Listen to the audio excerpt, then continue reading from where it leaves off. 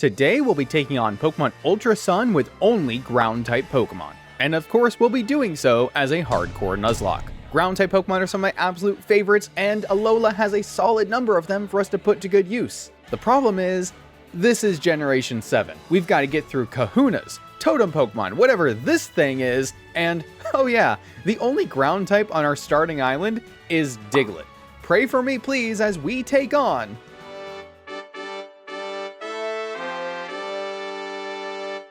Howdy everyone, my name is Keeper and welcome to my channel, the only place on the internet where you will find carnivorous beaches, so probably best to leave your shoes on. Today's video is going to be just a little bit different from my usual content, so before we jump into it, we're going to do a quick rundown as to why. Obviously, if what brought you to this video is the fact that it's titled an impossible Nuzlocke, you probably want to know why that is and who deemed it as such. Well, the interesting thing about that is, it's actually a run that has never been attempted before. Whether or not that alone speaks to the difficulty of it is up for you to decide right now, but the closest that I could find on the internet in preparation for this video was this video by ER Alpha, where he actually took on a ground-only Monotype Nuzlocke, but in Pokemon Sun, not the Ultra version. We will talk more about his run later as we come up to it, but that is the only ground-type Nuzlocke done in Generation 7 at all. That is it. That is the only one. Which apparently means that not a single other person has lost enough marbles until today to take it on in the Ultra games. So that's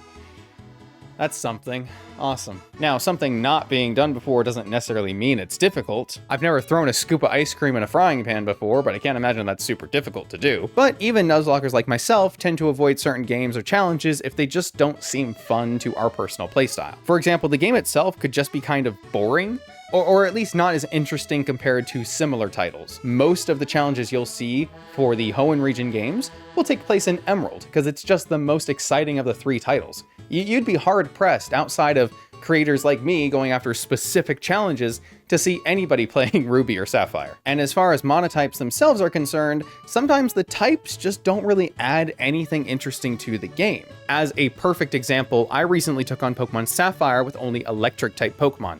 And if you just read that title, it doesn't sound very interesting. You would never know that challenge has never been done. You would never know the effort that had to go into even making it possible. You would never know that there are more hoops to have to go through. You would just see, oh, game that revolves around water-type legendary, beaten with Pokemon that are strong against said water-type legendary. You're fighting Team Aqua with a team full of Raichu and Magneton. Like, you're not, on paper, adding anything to the challenge. So a lot of Nuzlockers that are making content on YouTube are going to veer towards content that sounds more interesting and more engaging. We all have to clickbait a little bit, come on. But the other biggest reason why sometimes games or challenges, even outside of Nuzlocking in general, go undone is just because the games themselves are tedious to play. They're not rewarding, they're not interesting, and maybe we don't feel like we're getting anything out of playing them. That's both speaking as a content creator and as somebody who just likes playing the challenges for fun. If I'm not enjoying the experience, I'm not going to want to continue playing it, and I'm certainly not going to want to share it. Now, again, something being tedious or just me considering it personally to be unfun doesn't mean something is difficult, doesn't mean something is impossible to do. But then we get to the Ultra games. Ask anyone in the Pokemon space, these are, at least as far as challenge runs are concerned, considered to be the most difficult vanilla mainline Pokemon games, and I don't think it's even close. And that difficulty compounds on top of the monotony of Generation 7 as a whole, with what I still believe to be the most tutorial and dialogue of any Pokemon game. And so this video is a challenge that sat in the back of my mind for the better part of the last year or so. Seriously, on and off, this has been cooking in the background ever since my Emerald Ice type run. In part just because I love ground types, might be my favorite type, top 3 for sure, but also in part because I hate Alola. Not as much as I hate Johto, but it's up there. So you can see how those two factors kind of pulled against each other. So what finally convinced me to pull the plug? Well, we're coming up on the anniversary of my last Impossible Nuzlocke, and I needed another one. You got me. It's all a bit, all a ploy to get likes and views and convince you to subscribe, but I guess that's what every video kinda is, so... Our story starts like any other, but boy, you will have to stick around for just a few minutes because I promise it does not continue that way for long. We pick our starter Pokemon Popplio, forcing our rival Hau to take the genetically inferior Litten. Surprise! Turns out our Popplio is actually an Alolan Diglett. Diglett is the earliest available ground type in the game, and our rules state that the earliest available Pokemon of our type is the one that we have to start with. Unfortunately for us, it is still only actually able to be found after completing the first trial, and funny enough, it's one of only 2 ground types on the entire island, the other being a Barboach that you can find as a fishing encounter. Unfortunately, Barboach does require a fishing rod to be able to encounter, which we do not get until the second island. But even if we pulled shenanigans to try to get around that restriction, technically we have access to Seaward Cave after we have access to the Verdant Cavern, which is where we can find Diglett. Regardless of any of that, Diglett's steel typing and access to magnitude just make him the far superior option to use against the totem fight coming up in the first place. So there's no need to start pulling on threads quite yet, we'll just have to save the shenanigans for later. Meat Scoop. We're kind of forced to change our starter in this run because there's just too many major fights coming up before we are able to get a ground type encounter at all. And there's not really any event distribution we can pull on here either, which sucks because Generation 7 had a lot of good events. Unfortunately, all the ground type Pokemon that I could find are just too high of level for us to use with our current level cap, at least for now. Foreshadowing. Our biggest role with these challenges and these kinds of Nuzlockes is we need to have a Pokemon that fits our challenge criteria, in this case today a ground type, before we engage in any major battles that might affect the outcome of the run. Some games give you a lot more time and a lot more leeway before you have to come up against what might be considered a major battle. However, in Ultra Sun and Ultra Moon, we are not afforded that luxury. In fact, everything after the first rival fight in this game is pretty much a major battle. Speaking of the first rival fight, that happens right now, but Hau just lets us Metal Claw him to death, so that's cool. If you remember anything about Alola, it's definitely the incredibly long stretches of time where the game decides it has to hold your hand for a long walk on the beach. Sometimes quite literally. And here it is, directing our every step with where we need to go next. We're told to climb this hill and meet this girl named Lily and save her Puff Cloud from a couple of birds, which means there is a mandatory Spearow fight here, which might be an issue for some ground types, but certainly not for Diglett. We escort Lily and her Cloud back down the hill, like why are you even up here in the first place, and skip tutorial stuff until we're forced to fight Hau for the second time. In theory, this should be a super simple fight. Hau has 2 Pokemon that are weak to ground, and we only have a ground type. The problem is our only real attack move right now is Metal Claw, which both of his Pokemon actually resist. So, and his Pichu has Charm, which works to further lower our attack, and yeah, it just doesn't end well for us. And cards on the table. I kind of forgot that starters in the later generations just kind of have an elemental move right out of the box, so Ember catches our poor mole by surprise and prematurely ends our run. The good news is, with the power of editing, we can immediately take a look at run 2, where I level up to 10 instead of 8 before even the first fight against Hau, and I realized that in this fight he also has Ember and could have used it the whole time, but just didn't before. Wow. Anyway, the fight that matters goes much better the second go-around, with the special move of Mud Slap not being affected by Charm and hitting for super effective damage on both his Pichu and Litten. The next part of our never-ending tutorial takes us to the Trainer School, and Professor Kukui gives us the experience share. Now, silly me, I thought this would be a nice tool to help us stay under the level cap. Well, it turns out that's not quite how it works. So even though I went out of my way to catch a random wild Pokemon just to try and have an experience sync on the team, you'll find it wasn't really necessary anyway. I just assumed with all the fights coming up that I would need it to be able to stay under the level cap, but anyway, speaking of, the fights at the school are not difficult, though the principal we have to fight at the end does use a Rowlet, but of the 3 starter types, Diglett is only not weak to grass, funny enough, with his complementary steel typing making him neutral to leafage, giving us an easy win. This will come up again as we move forward and prepare to fight against the first trial Captain Alima, but we actually ignore him for now. We're instead going to be taking a look at the first of many systems in the game to give us a bit of an edge. Welcome to the Festival Plaza. This place gives us access to like a lot of things. It's basically a Dream World thing, right? Where you do fun minigames to earn rewards, sort of. I won't be going into a lot of detail about it here, but there is a link in the description to my very distant cousin's Monotype Grass Run, which is where I actually got the idea from. You'll also find down there the Bulbapedia page for it that lists all the items that you can possibly obtain. Basically, all you really need to know for this run, though, is we have access to quite a few cool things. Mostly really good quality of life things like Berry Juice to give our Pokemon later, and Master Balls to make catching Pokemon easier. But most importantly, there is also a shop shop that sells courses for your Pokemon that allow them to gain EVs. There's even a restaurant where you can buy meals that reduce the EVs on your Pokemon in exchange for making them more friendly, just like the EV reducing berries do. Between these two facilities, we can not only completely EV train our Pokemon, but feel free to rearrange those EVs at any time. And this allows us to take on Alima quickly and easily, despite his Smeargle coming equipped with another dose of leafage. Metal Claw is once again enough to win us the day. Quite the handy feature, but far from the only one we'll have to abuse to get through this challenge. After his gracious loss, Alima allows us to take on the first trial, letting us enter the Verdant Cavern.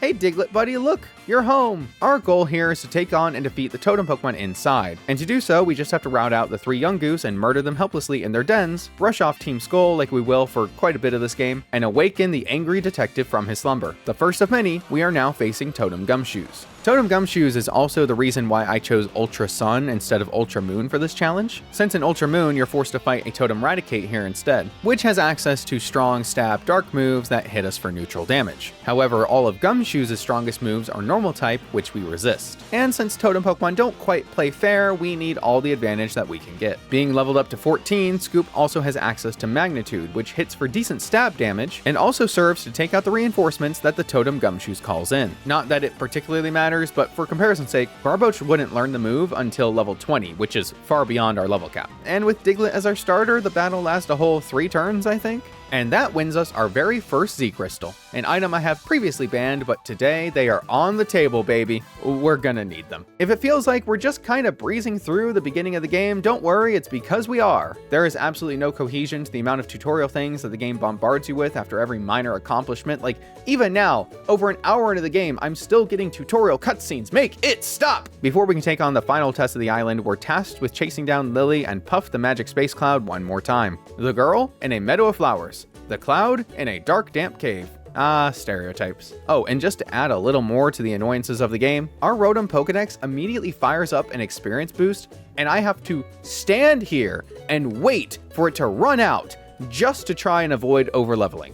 Seriously, I swear this was like a whole 3 minutes of me just standing and doing nothing. These guys are the Ultra Recon Squad. They're cool, if a bit annoying, and the tall one decides to test our might against his Furfrou, which is super not cool, not just because of its flinching stab headbutt, but also Fur Coat, which reduces the damage it takes from physical attacks. Fortunately, like I said before, the Festival Plaza allows us to rearrange our stats as needed, and in this case, we need to be faster than his dog while still maintaining the bulk we need to survive the fight. Furfrou's whole strategy revolves around stand attack and flinch chances, so being faster allows us to get around one of those 2 obstacles. We also have the TM for Echoed Voice that we picked up, so between some accuracy drops of our own with Mud Slap and some racked up damage with constant Echoed Voices, we can make up for our lack of special attack and hit hard against this physically tough doggo. Once we free the Space Cloud from the clutches of his own mind, we leave with Lily and get immediately jumped by Hal again. His team is nothing really new, and with Magnitude, we can take out Litten much easier now. Noibat falls to 2 Metal Claws, and Pikachu falls to 1 more Magnitude, so we...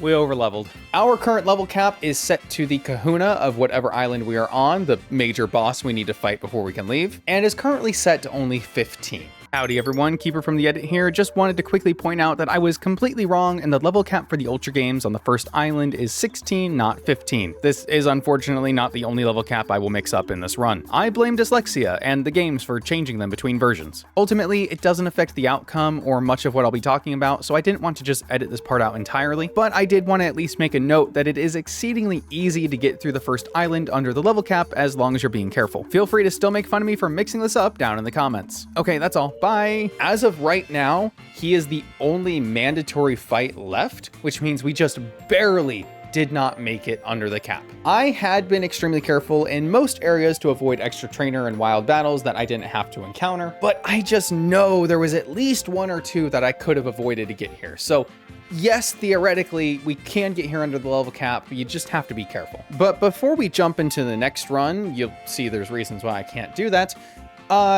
Bear with me for just a minute. You see, experience management is a really easy fix in most Nuzlockes, because generally speaking, there's things you can do to get around certain fights or use experience sinks to be able to manage that experience better across your team. It would take time for me to restart and get back to this point, sure, but it all gets edited out of the video anyway, so who gives a shit? However, since I was still kind of in the hey, can I actually do this point of recording the challenge? This specific video that you're gonna be watching right now is a continuation of this run as if I had gotten here under the level cap.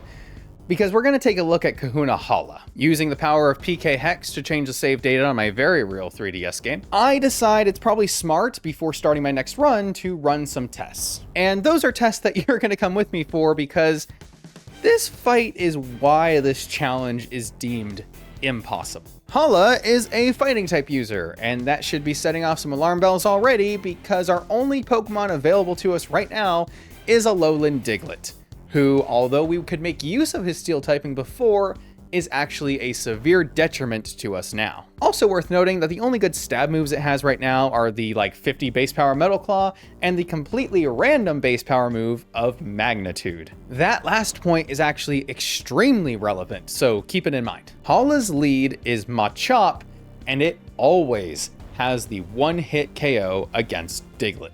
Kahuna Hala has 3 Pokemon.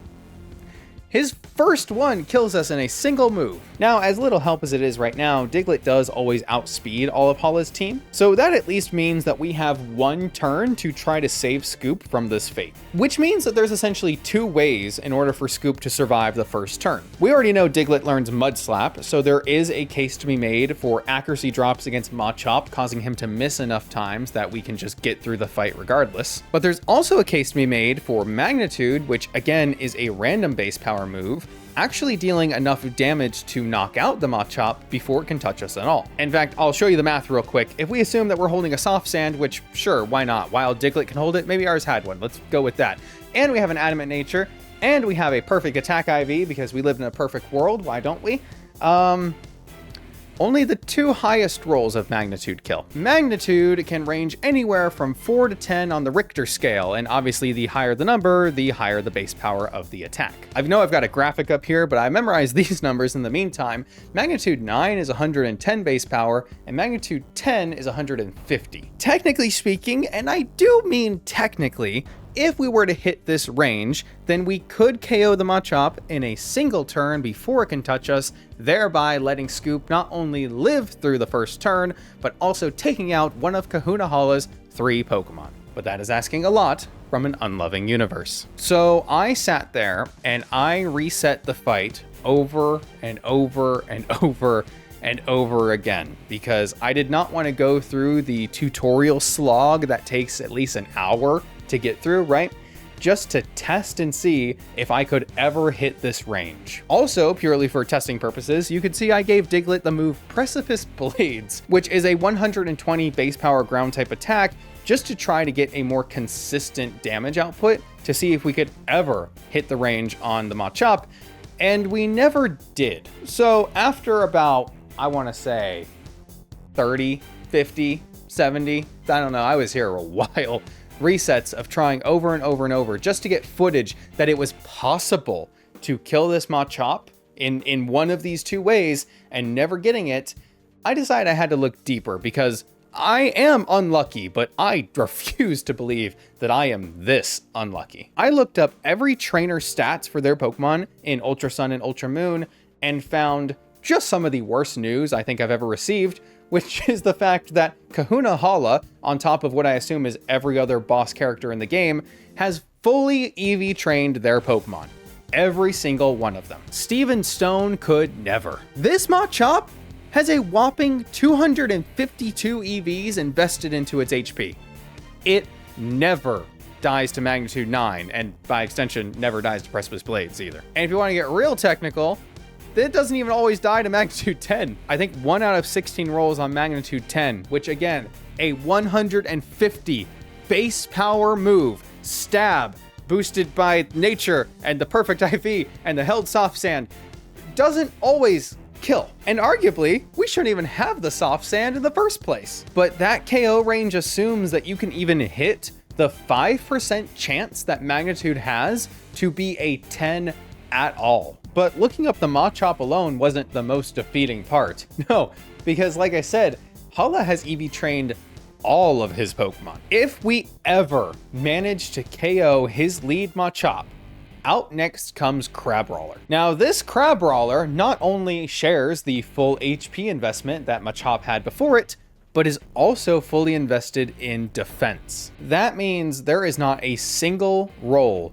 of our highest power Magnitude that ever kills. without a critical hit. Asterisk. And it's carrying the fighting type Z crystal, so even though Crabrawler doesn't have the strongest of moves, it still always has a kill anyway. Now, this is the point in the video where I usually come out and reveal the master plan, right? To tell you that it couldn't be done this way, but I found a way that it could be done. I made this one small adjustment to make it possible, or I found this one loophole that let me accomplish what couldn't be done before. It's technically feasible to do it this way, but I found the secret better way. Here's the honest answer, folks. I don't have that for you today. The reason this challenge is deemed impossible, the person who deemed it impossible in the first place, was me. I even defected to the dark side. I gave Diglett maximum affection so we could abuse the hell out of the affection mechanic that lets it survive any attack on 1 HP, blow through Hala's Machop, survive the hit against Crabrawler to take that out in 2 attacks, and then immediately fall to Makihita's Fake Out when that comes out last. There was simply no way for me to win. But Pokemon is so much more complicated than that, isn't it? I can never say something can't be done without some little asterisk up there. High Affection is a beast of a mechanic. It does a lot for your Pokemon, beyond just letting it survive attacks. It also doubles your critical hit chance. So theoretically, you could just get crit after crit after crit and wipe out Hala's whole team before it can do anything to you, and you just win. A critical hit 150 base power magnitude does in fact kill the Crabrawler. Alternatively, you can rely on accuracy drops and just use Mud Slap and get really, really lucky that none of his team ever hits you.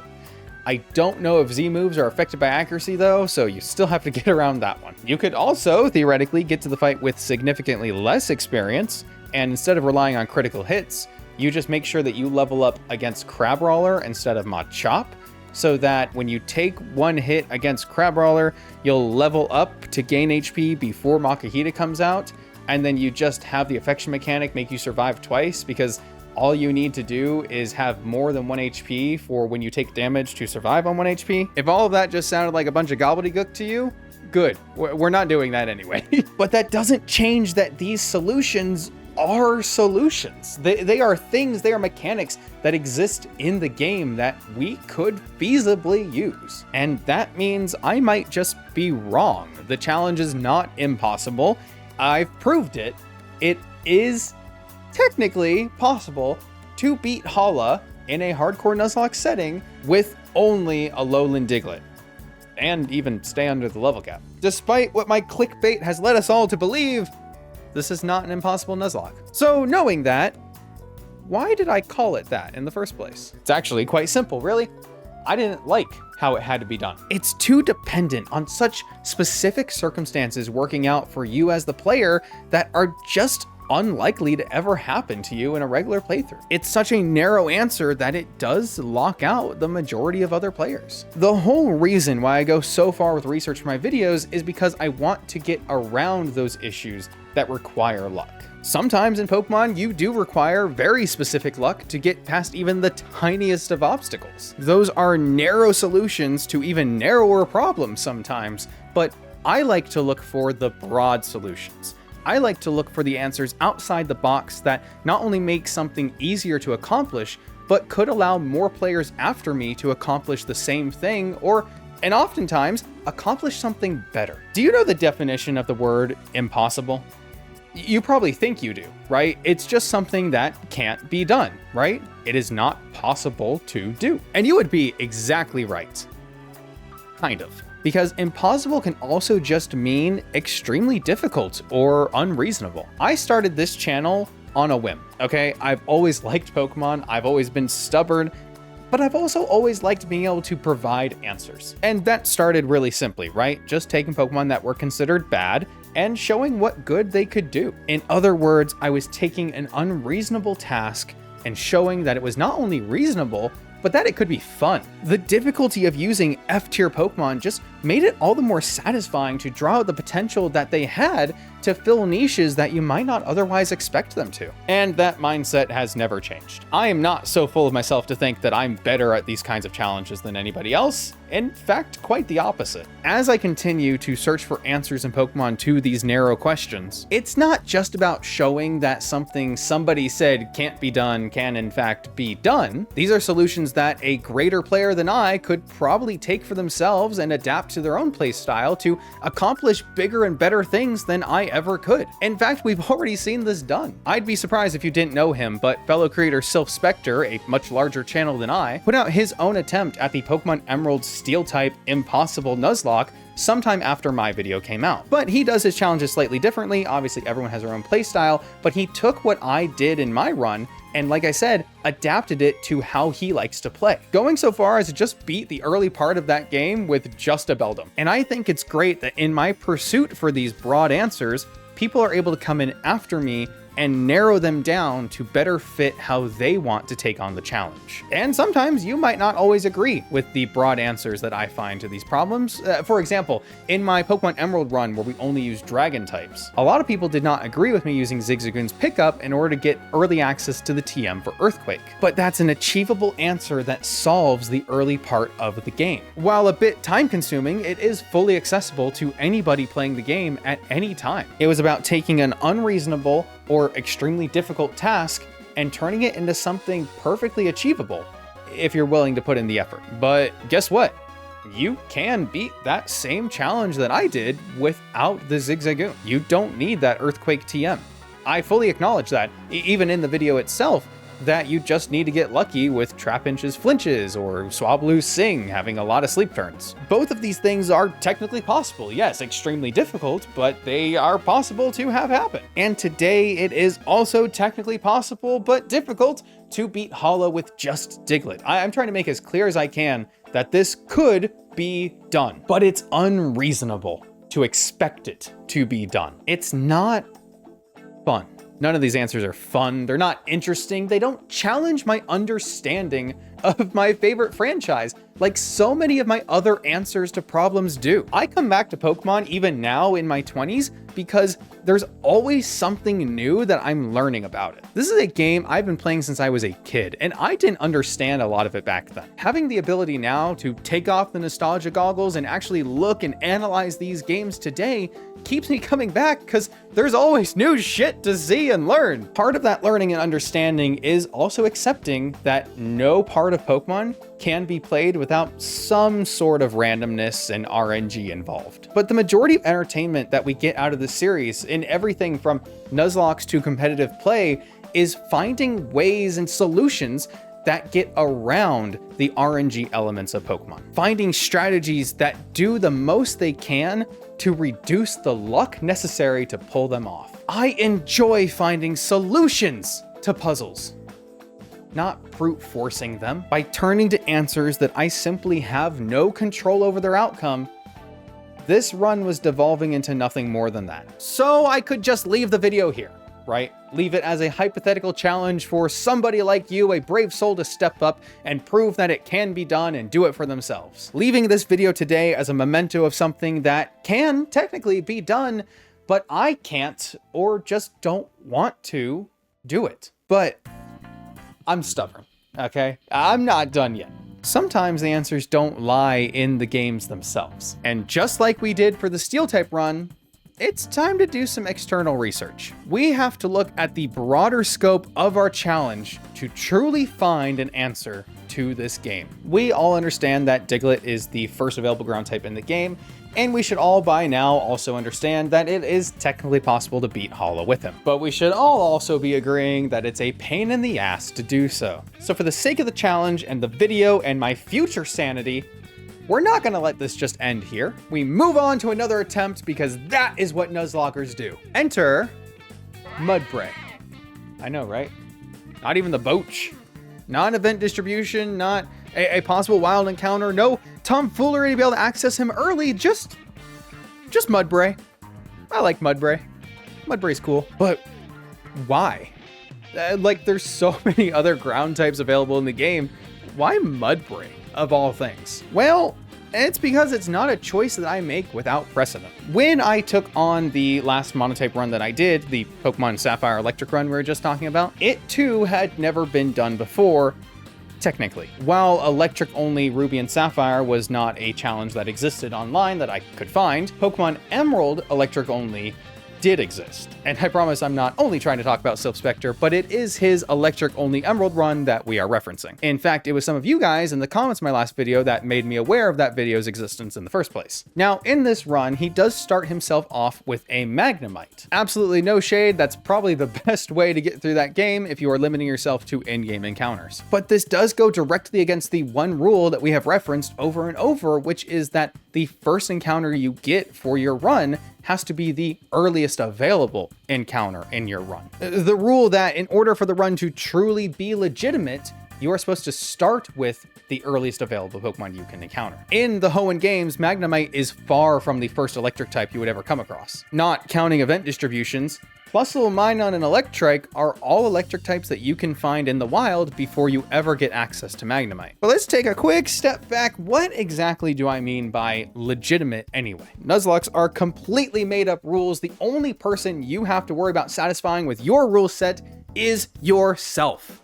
It's a point that I really try to stress in these videos. It's a challenge set by you for you. But there are commonly accepted rules for these challenges that people will tend to follow, even if those rules are still subject to individual interpretation. You've heard of the Nuzlocke, you've heard of the Hardcore Nuzlocke, you've heard of the Soul Link. These are all challenges that have their own predetermined set of rules, so when somebody says they are taking one on, you already have an idea in your head of what exactly they are doing. If you go to watch somebody and the title of the video just says Hardcore Nuzlocke, you should already have an idea of what you're getting yourself into. So let's turn our lens back to a subset of Nuzlockes called Monotype Nuzlockes, right? That's what we're all here for today. At their core, these are simply Nuzlockes that only allow a player to use a Pokemon of whatever type they have chosen to use in their Monotype Nuzlocke. This spreadsheet right here is a detailed log of every single Monotype Nuzlocke that has ever been attempted or completed on YouTube.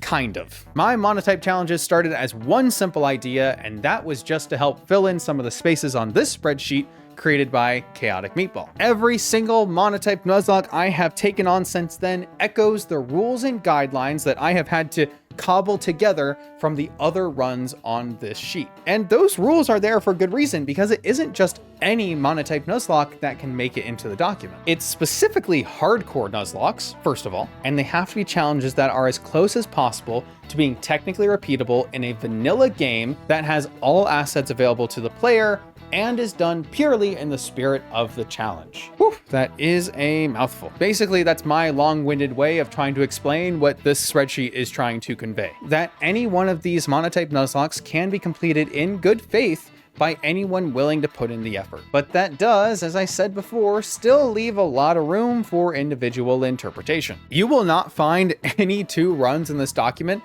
that follow the exact same rules or are done in the exact same way.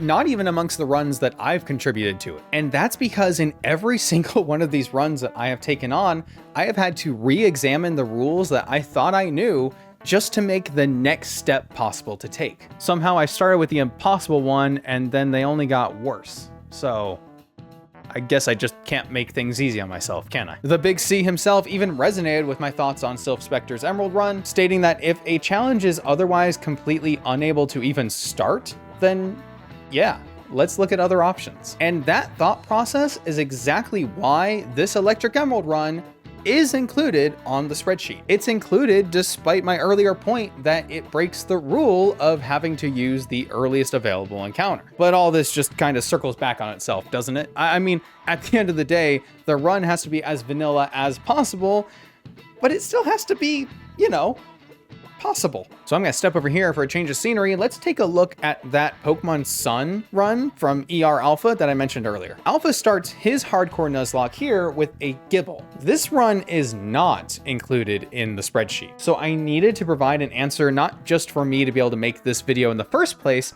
but to all of you watching that might be interested in doing future challenges of your own. What is the difference between this run starting with Gibble and this run starting with Magnemite. As for my usual disclaimer, I'm sure I've already given it twice already in this video, but you should not let my pedantics dictate what is or is not viable for your challenges, or what might make your particular Nuzlocke legitimate or not, right? Start with whatever Pokemon you want to, okay? Start with 6 Pikachus. It's what I'm gonna be doing pretty soon anyway. In fact, some of you have already told me about the Monotype runs that you take on, where you do give yourself access to the latest game encounter because you never get the chance to use them otherwise. And that's great, that's awesome.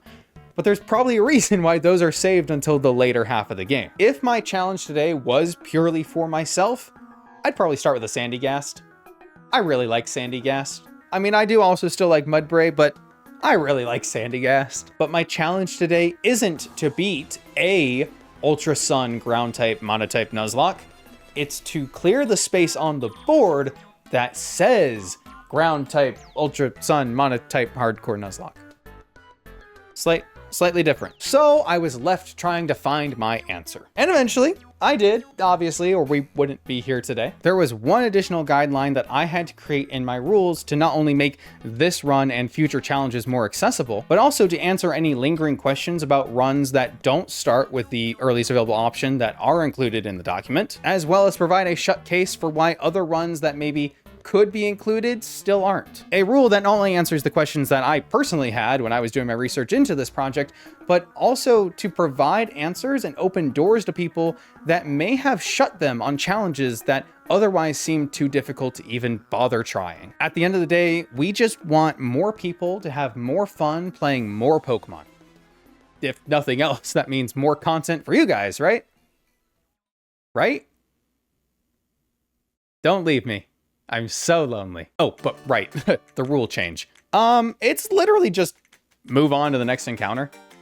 It seems pretty simple in retrospect. If you deem your challenge impossible to even start with the first available option, or you're like me and just don't deem it to be fun or really in the spirit of the challenge, just move on to the next. And if the second one's impossible, move on to the third. I don't care. I'm not your dad. Now, I don't think this choice should be taken to the extreme, and that's probably exactly why this run doesn't fit into the mold that we are creating. Gible is technically available in the Ultra games, or at least his evolutions are, but not until much, much later in the game. Again, you're giving yourself an endgame Mon, which, yeah, does kind of go against the spirit of the challenge. Gible comes with Dragon Rage.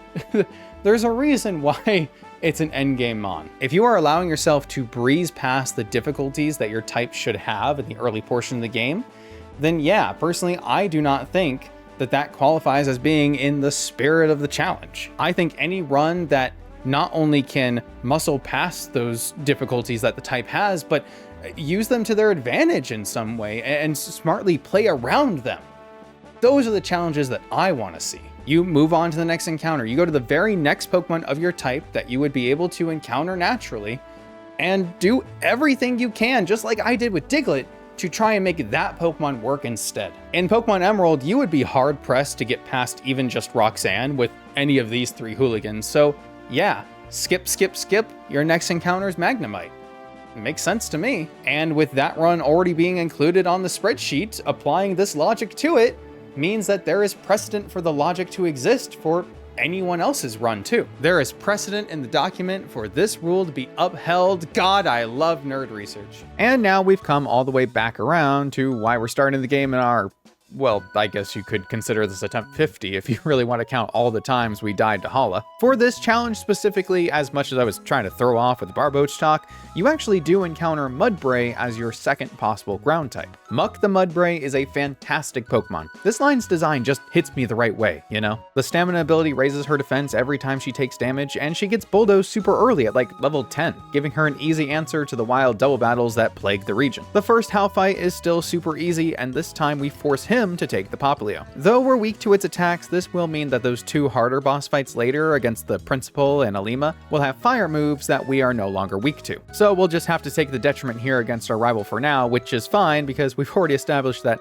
his AI is not really quite up to snuff just yet. The real first challenge comes as we once again meet Lily on the bridge. Do you remember that mandatory Spearow fight we glossed over? Yeah, I do.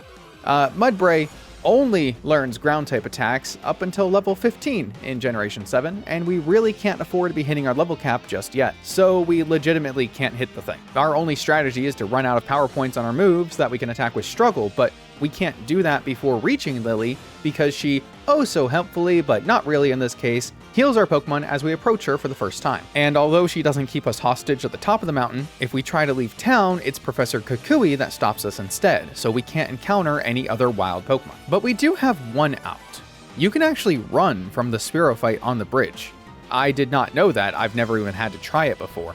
It doesn't prevent us from having to finish the battle eventually, but it does let us leave if we want to, I don't know, take in the scenery, I guess. So that means we can enter the battle, pull off a few attacks, and then run once it drops our defense too low with Leer, reset our stat drops, and then re-encounter to do the whole thing over again. This is important because we not only need to be able to fight long enough to use up all our PP, but we then also need to actually battle and be able to survive the recoil that we will take from struggling. And without any method to heal our HP, this is the best way to mitigate how much damage we are taking over the course of the process. Although we actually do have one health item. On the route just before entering town, we can pick up a single potion. Ignore the full restores in my bag, those are just there so I don't have to backtrack to Pokemon centers. Anyway, one single potion. We use up as much PP as possible on our level 9 Donkey, purposely keeping him under level 10 so we only have 3 moves that we need to empty, heal up once we can get the most out of our one single healing item, and finally reach the point where we can struggle against the bird to deal some actual damage, take it out, and finish the cutscene as God intended. This is exactly what I mean by, well, everything I was talking about before. Finding fun solutions to puzzles and putting our all into making every possible starter work for this challenge. The next Hal fight doesn't change much. We still have a ground type and we still have Mud Slap, so let's move on. Trainer School, Experience Share, catch an emotional support Pokemon because I still didn't realize it wasn't helping me, beat up a bunch of children, then take on the principal. Though remember, since we gave Hawa Poplio this time, the principal has a Litten that falls pretty damn quickly to bulldoze. In the next city over, before we can fight Alima, these two come up to interrupt our fine evening. I glossed over them before because they didn't really mean much of anything, but the guy we're forced to fight has a Zubat. Last time I just took it out with Diglett's Metal Claw. This time we have to struggle strat again. Fortunately, we can leave the area this time, go grind off some wild Pokemon to reduce our PP, and have plenty of potions courtesy of Mother in order to stay in ship shape. Not wanting to increase our level too much either, when we get down to our last move of Bulldoze that we need to empty of points, we rush all the way back to the professor's lab where just outside we can encounter Wild Wingull. Using its total immunity to our advantage this time, we have no power points left on Muck and rush back to clear out the Team Skull Grunt with ease. And since Alima heals us up right afterwards, and we already did all the Plaza stuff, don't worry, we can take him on without any hesitation since again his Smeargle now has a fire type move, beat it up quickly, and give us instant access to the trial site once again. Kinda. First, I test out how many trainers we can avoid on the way there, and didn't know you could get around this lady, so hey, there's our experience save already, just to prove that you can get to Hala with Diglett under the level cap. And we also get around these two that I guess I just didn't bother to before. Team Skull does interrupt you on the beach, but for the rest of the island, we're only fighting the second grunt who has a Drowsy, so don't worry, we're free of the struggle strats. With Muck reaching level 14 and having access to Bulldoze, which just like Magnitude hits all Pokemon on the field, the Totem fight is no match for her, getting defense buffs and lowering opponent's speed while swiftly taking out the opposition. The other fun thing is, since our starter isn't Diglett, we can now pick one up here after completing the trial, and that will make experience management much easier than before. It also means when we have to fight the Ultra Heat-On squads for Frau, we can deploy largely the same strategy that we used against him the first time, but with a bit of extra help. It also means we can use Diglett to take on the second Hal fight all in his lonesome, so we don't have to risk overleveling Muck for the upcoming fight. The Hala fight. Dread it. Run from it. Destiny arrives all the same. And now, it's here. Or should I say, I am. We are as decked out for this fight as we possibly can be. Maxed out affection, holding our berry juices because I did remember them, and properly EV trained for as much bulk as possible. Can Mudbray break through?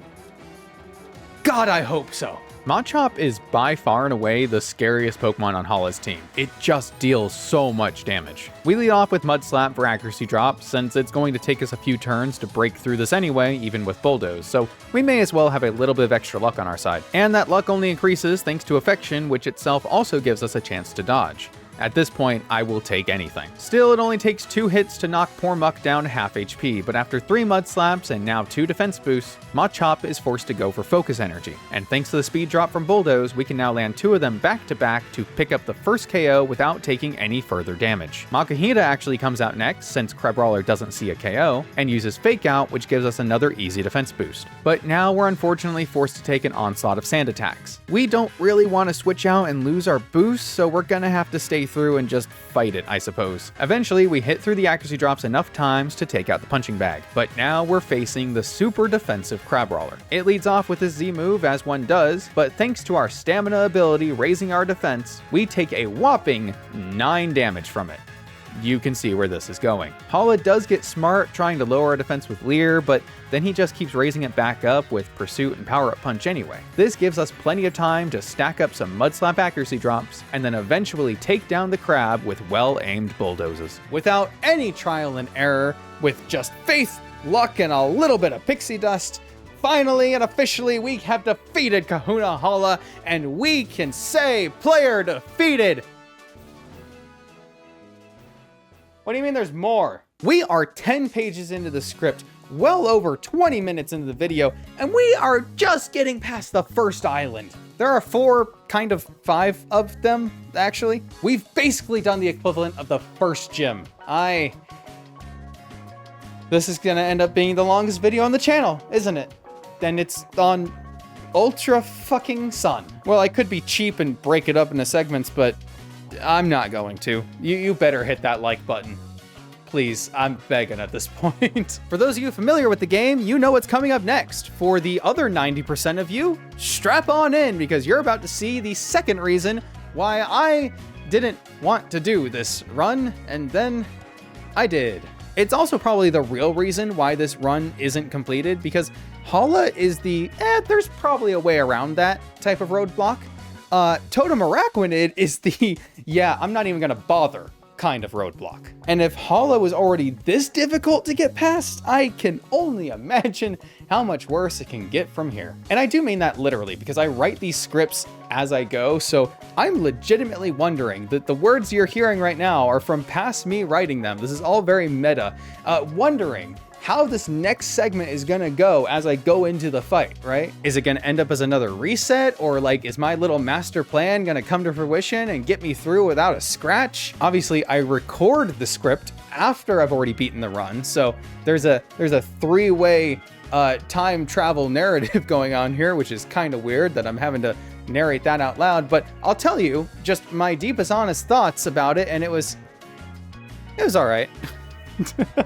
But before we get to all of that, we have to do a good bit of cleanup on the first island before we can move on to the next one. Which means the very first thing we want to do is visit the just opened mall and pick out the most ridiculous outfit possible. This is a very necessary step, trust me. But then, now that we've got access to our first HM replacement, Tauros the Ride Pokemon, we can hop on its back to break rocks and reach new areas. And that's great because we want to backtrack to the Verdant Cavern Totem area, break these rocks, and give ourselves access to the TM for Thief. Now we can steal all the best items off of the Pokemon on the island. Wild Diglett, there's our soft sand. Wild Magnemite, Metal Coat, you'll see why in a minute. But most importantly, Wild Munchlax. These buggers are in a grass patch that is also only accessible by crashing through some boulders, and they come equipped 100% of the time with leftovers.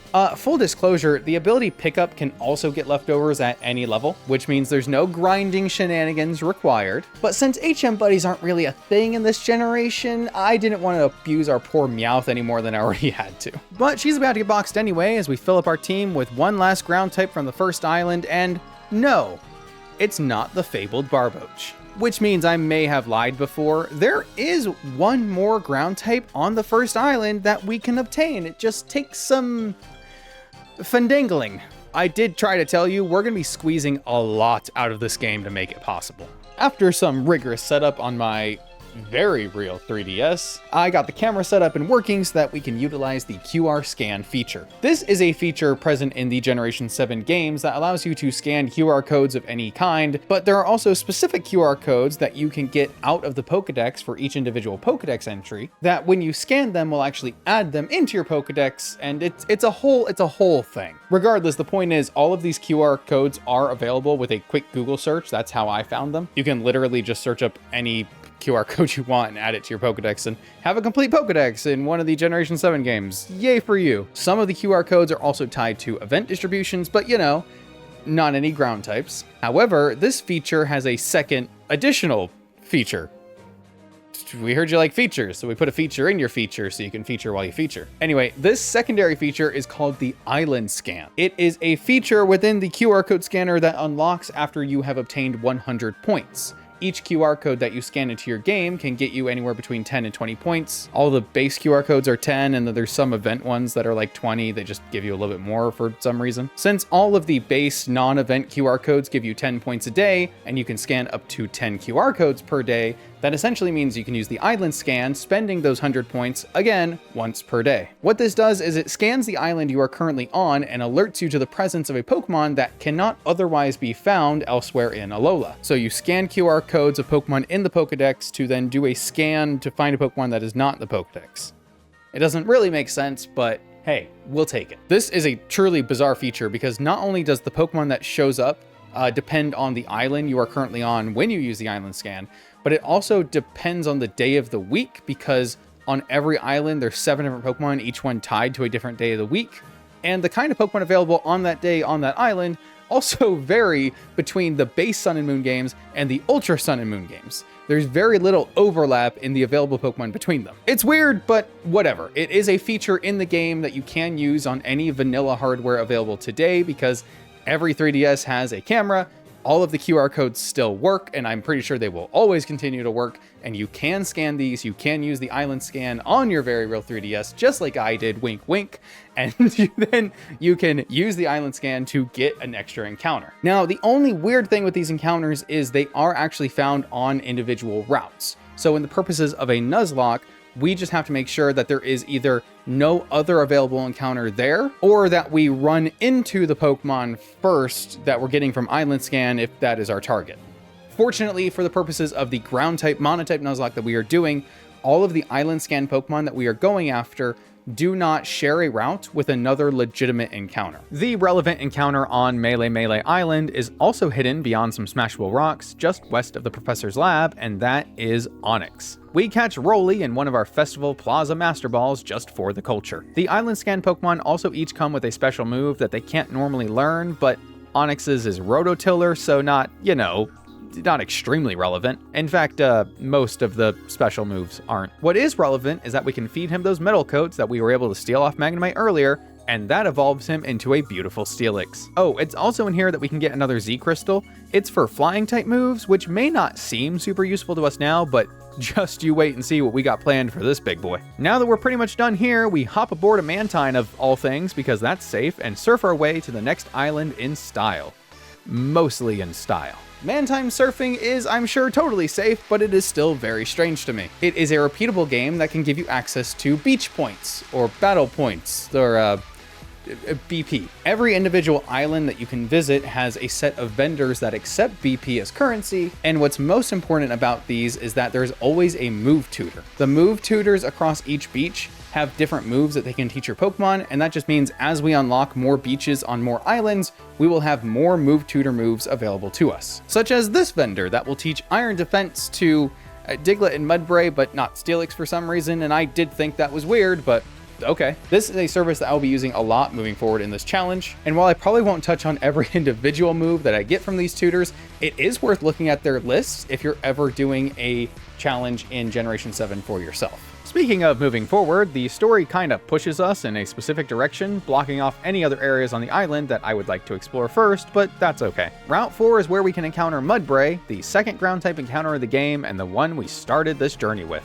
And then that route eventually lets out to Panolia Town, where we're forced into a shouting match against Hao. And I mean, he may as well have been trying to win by shouting, given that none of his team could even put a dent in Steelix. Brionne's only water attack is Aqua Jet, which Rolly shrugs off and simply spams Rock Tombs until the fight is won. We follow the path north, get access to an even better ride Pokemon in Stoutland, and run into this weird fucker on Route 5 who also just kinda loses to Steelix. This will be a recurring thing. Brooklet Hill is our next tourist destination, and we start Lana's trial, sort of, to get access to the next ride Pokemon of Lapras, and then immediately back out. Before we start the trial for real, we want to load up our QR codes and start the island scan to find our next encounter, Marshtomp. Problem is, Brooklet Hill is broken up into 3 areas: the entrance, the main area, and the Totem Den. I had hoped that we'd be able to encounter Marshtomp in the entrance, since it is still technically part of Brooklet Hill, but no dice. He is only found in the grass. In Sun and Moon, no Pokemon appear in the Totem Den until the trial is completed. However, in the Ultra versions, no Pokemon appear in the main area either. Which means we are shit out of luck to try and get our next team member before facing the dreaded Araquanid. But that's totally okay, because he's not part of my plan. I did mention I had a plan, right? I mean, I would have to going into this. Even though Araquanid's only water move is Bubble, which doesn't seem threatening much at all, it does have its power boosted by Water Bubble, which increases the power of water moves by 50%. It is then also boosted by Stab, which is again another 50%. And Araquanid summons Helper Pokemon that set up the rain, another 50%. That means Bubble is dealing 250% of its original damage if it ever lands in the rain. So yeah, that's why they gave it Bubble, because they can't give it anything stronger. It already hits like a truck. Not a single Pokemon that we could have access to right now would be able to survive it using Bubble turn after turn. So the plan is we just don't let it use Bubble turn after turn. When you first reach the second island, you can go ahead and just straight up buy the TM for Protect. You can also pick up the TM for Torment on Route 5. Between those 2 moves, we have the ability to ignore any single attack on any opponent moving forward. Although there is a second riskier side of this plan, which just involves leveling up Steelix as much as I possibly can without going over the level cap, just to make the fight more comfortable for me. After all, I just spent all that time beating Hala. I was not about to be sent back by the first insect I face. The way that level caps are set in Alola, at least for myself, is simply to match the next Kahuna that we have to face. So on Island 1, it was 15 to match Hala. Basically, this just sets a level cap for the entire island as a whole. It does still require me to be careful with my experience management, because there are still a lot of fights on every individual island,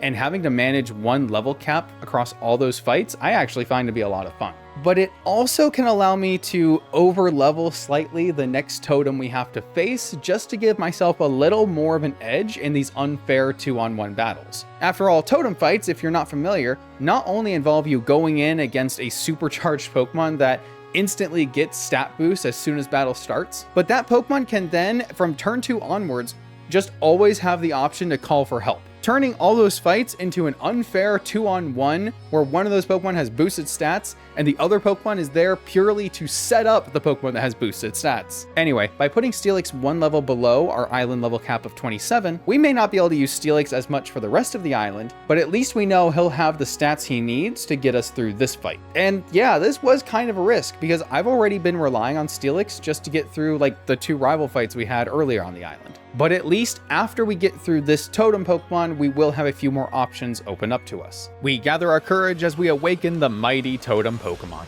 The most dangerous fight that took me ever so long to reach, armed with a team of ground types against the rain-loving insects. Worth noting that its bug typing doubles as a bad thing for us as well, since not only is water super effective against us, but bug resists our ground type attacks too. Fortunately, Rolly is the one leading the charge, and he is equipped with Rock Tomb, though it'll be a bit before we can pull that out. The first thing we want to do is immediately torment the giant bug. Torment is a pseudo-status condition that prevents the affected Pokemon from using the same move twice in a row, affecting them until they switch out to another Pokemon. But wild Pokemon cannot switch, and therefore the condition will never be lifted. Rolly takes the first bubble like a champ, not even worried, and the torment is set.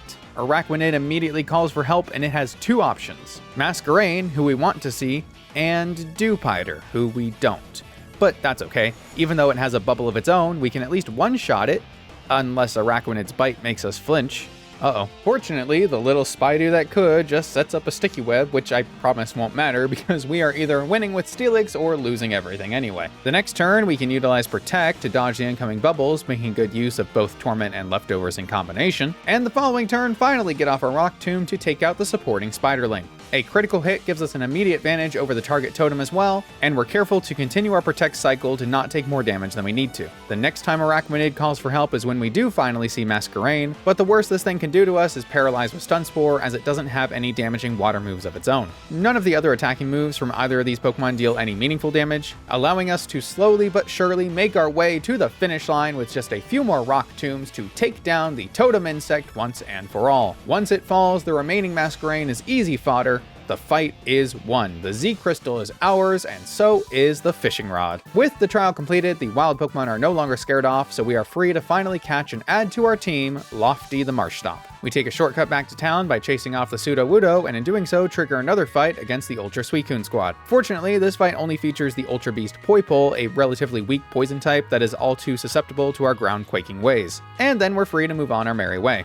Well, mostly. The game has decided it's been about 5 steps since our last tutorial interruption, so we get to enter the Battle Royale Dome, the free-for-all arena where the game ends after only one Pokemon faints. So as soon as the professor's poor rock-type dog falls to our constant bulldozes, now we are free to move on to the next trial. Okay, I'm still lying, just a few more pit stops, I swear, but this time it's at least by choice. Just south in Diglett's Tunnel, we can run into, well, Diglett, yeah, but also, for some reason, Larvitar. This lady won't let us too far into the cave, but that's okay because all the encounters can be found right here at the entrance. Little Tumbler is, technically, for now at least, a ground type. Then back in Panolia Town, we kick out the Skull Grunts from blocking my fishing spot and finally reel in the one and only Barboach. Now with Sprat added to the team, we finally got a whole squad with us as we move on to take down the rest of the island. With that being said, the next trial is not a tough one, it's fire types. Finally, something we have a real advantage against. After we rush through Kiawe's dumb dancing game, like, man, they had such a cool character and dumbed him down so hard, we're facing off against 2 back-to-back fights against this Alolan Marowak and Magmar, both of which fall to our lead Mudbray's newly learned high horsepower. That leads us straight into the battle against Totem Alolan Marowak. Unlike the normal form from Kanto, this one is rocking up with the fire and ghost typing, so we won't be able to use one for ourselves today. But we'll still be taking advantage of its existence anyway. Since we already led Mudbray to clear out the smaller fights before this one, we're going to use that momentum to set up an Iron Defense on the first turn while Marowak has a chance to detect. It of course does not, but we end up dodging the Fire Wheel anyway. Salazzle can be a problem since it has the potential to poison us and double the power of the Totem Pokemon's Hex, but it isn't something we're too worried about right now. Another high horsepower will take out the partner Pokemon while Muck tanks the Hex handily, and we land a second blow that knocks Marowak down to half.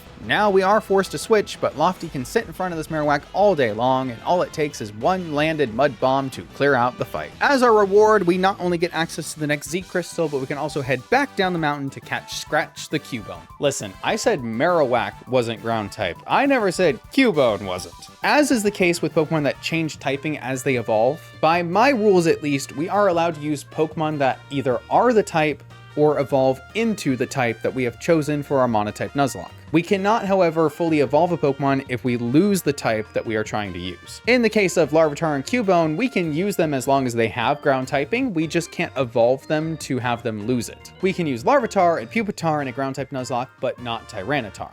However, if this were a dark type Nuzlocke, I could use Larvitar, Pupitar, and Tyranitar, but I'm not allowed to do these runs with fun types, so no Dark and no Tyranitar for me. So that brings us back to our full ground type team facing off against the next trial, the grass type Totem Lurantis. The actual trial itself has you carefully picking ingredients, and if you do it right, then you don't have any additional battles to worry about, so that's cool. We can get right up close to the level cap of the island, putting us at level 26, just high enough to net us our next evolution from Diglett into the Beach Boys, but they won't see too much glory here. Instead, this fight is largely left to our true starter of the run, Muck the Mudbray. Mudbray has the unique property amongst our team of being capable of not dying here. which is generally a good thing. Lurantis is holding a power herb, so on the first turn of battle, we protect to avoid the incoming damage from Solar Blade. Solar Blade is the totem's only grass-type attack, and it's basically a physical version of Solar Beam, normally taking 2 turns to charge without sunlight. However, the supporting Pokemon that are called in this battle take care of that issue with Sunny Day, and like I said, the first attack doesn't even require them because of the held power herb, which allows it to use the move in a single turn instead. So though we can dodge the item-powered move, when Kecleon comes in next, we know that Solar Blade is going to get its charge back. Lurantis has speed boost though, meaning it will always move before her support. So even if it does try to Solar Blade us this turn, it won't be dealing any actual damage, even if Kecleon does set up the Sun. This gives us a turn to set up Iron Defense. In combination with Stamina, thanks to being hit by X-Scissor, we are now at +3 defense, the Sun does come out, and we are off to the races. The awesome thing is, our defense is already so high and still climbing that we already can take any non-critical hit Solar Blade. So we just need the smallest amount of luck on our side to keep us in the fight. And fortunately, we still have affection mechanics working to do exactly that. The next bit is boring as all hell, but basically it boils down to us effectively PP stalling both Lurantis and Kecleon, making sure not to kill the Kecleon so we can avoid the other assisting possibility of Comfey coming out. If we can just get Solar Blade to run out, then it's pretty much game over, but we also have no reason to risk the fight by trying to switch things up and deal actual damage until we drain as much PP from the totem as we can. At one point, Kecleon even gets the Omni boost off of an ancient power, so we attack it once just to change its stab, not that it matters too much. Even with Screech knocking our defense down, using up our Iron Defense points between being attacked by other random moves from Lurantis, it hands us the win on a glistening silver platter. We also taught Mudbray Rock Tomb for this specific battle, meaning we could slow down the totem into irrelevancy in the case that we did have to switch out, but such a time never occurred, and we have now successfully cleared all 3 of the second island's trials. The Grass Z Crystal is ours, and we have access to some brand new ride Pokemon as well. Charizard gives us a lift to the next cutscene where I am clearly the best dressed person in the room, and it's here we learn about the existence of Ultra Beasts, strange life forms from the other side of the veil that are not unlike the beings in our world, but simply, you know, weird. So a lot like British people. We're now allowed to crawl through the rest of Diglett Tunnel and pop out the other side to the best town on the entire island. Nowhere town, I guess, because no name card bothered to appear in the corner, so why should I bother looking it up on my own if they don't care enough for me to learn it upon my first visit? Vendors here will sell some TMs and incenses, and we can go north to the scenic viewpoint to pick up an Eviolite as well. Neat! Outside of the town, because yeah, there's actually nothing else to do here, we can visit the cemetery and assist this poor slowpoke that doesn't even realize he's being harassed by Team Skull. Beating up the 2 tiny grunts though makes this slightly angrier grunt, well, angrier, so we get our first admin fight of the game.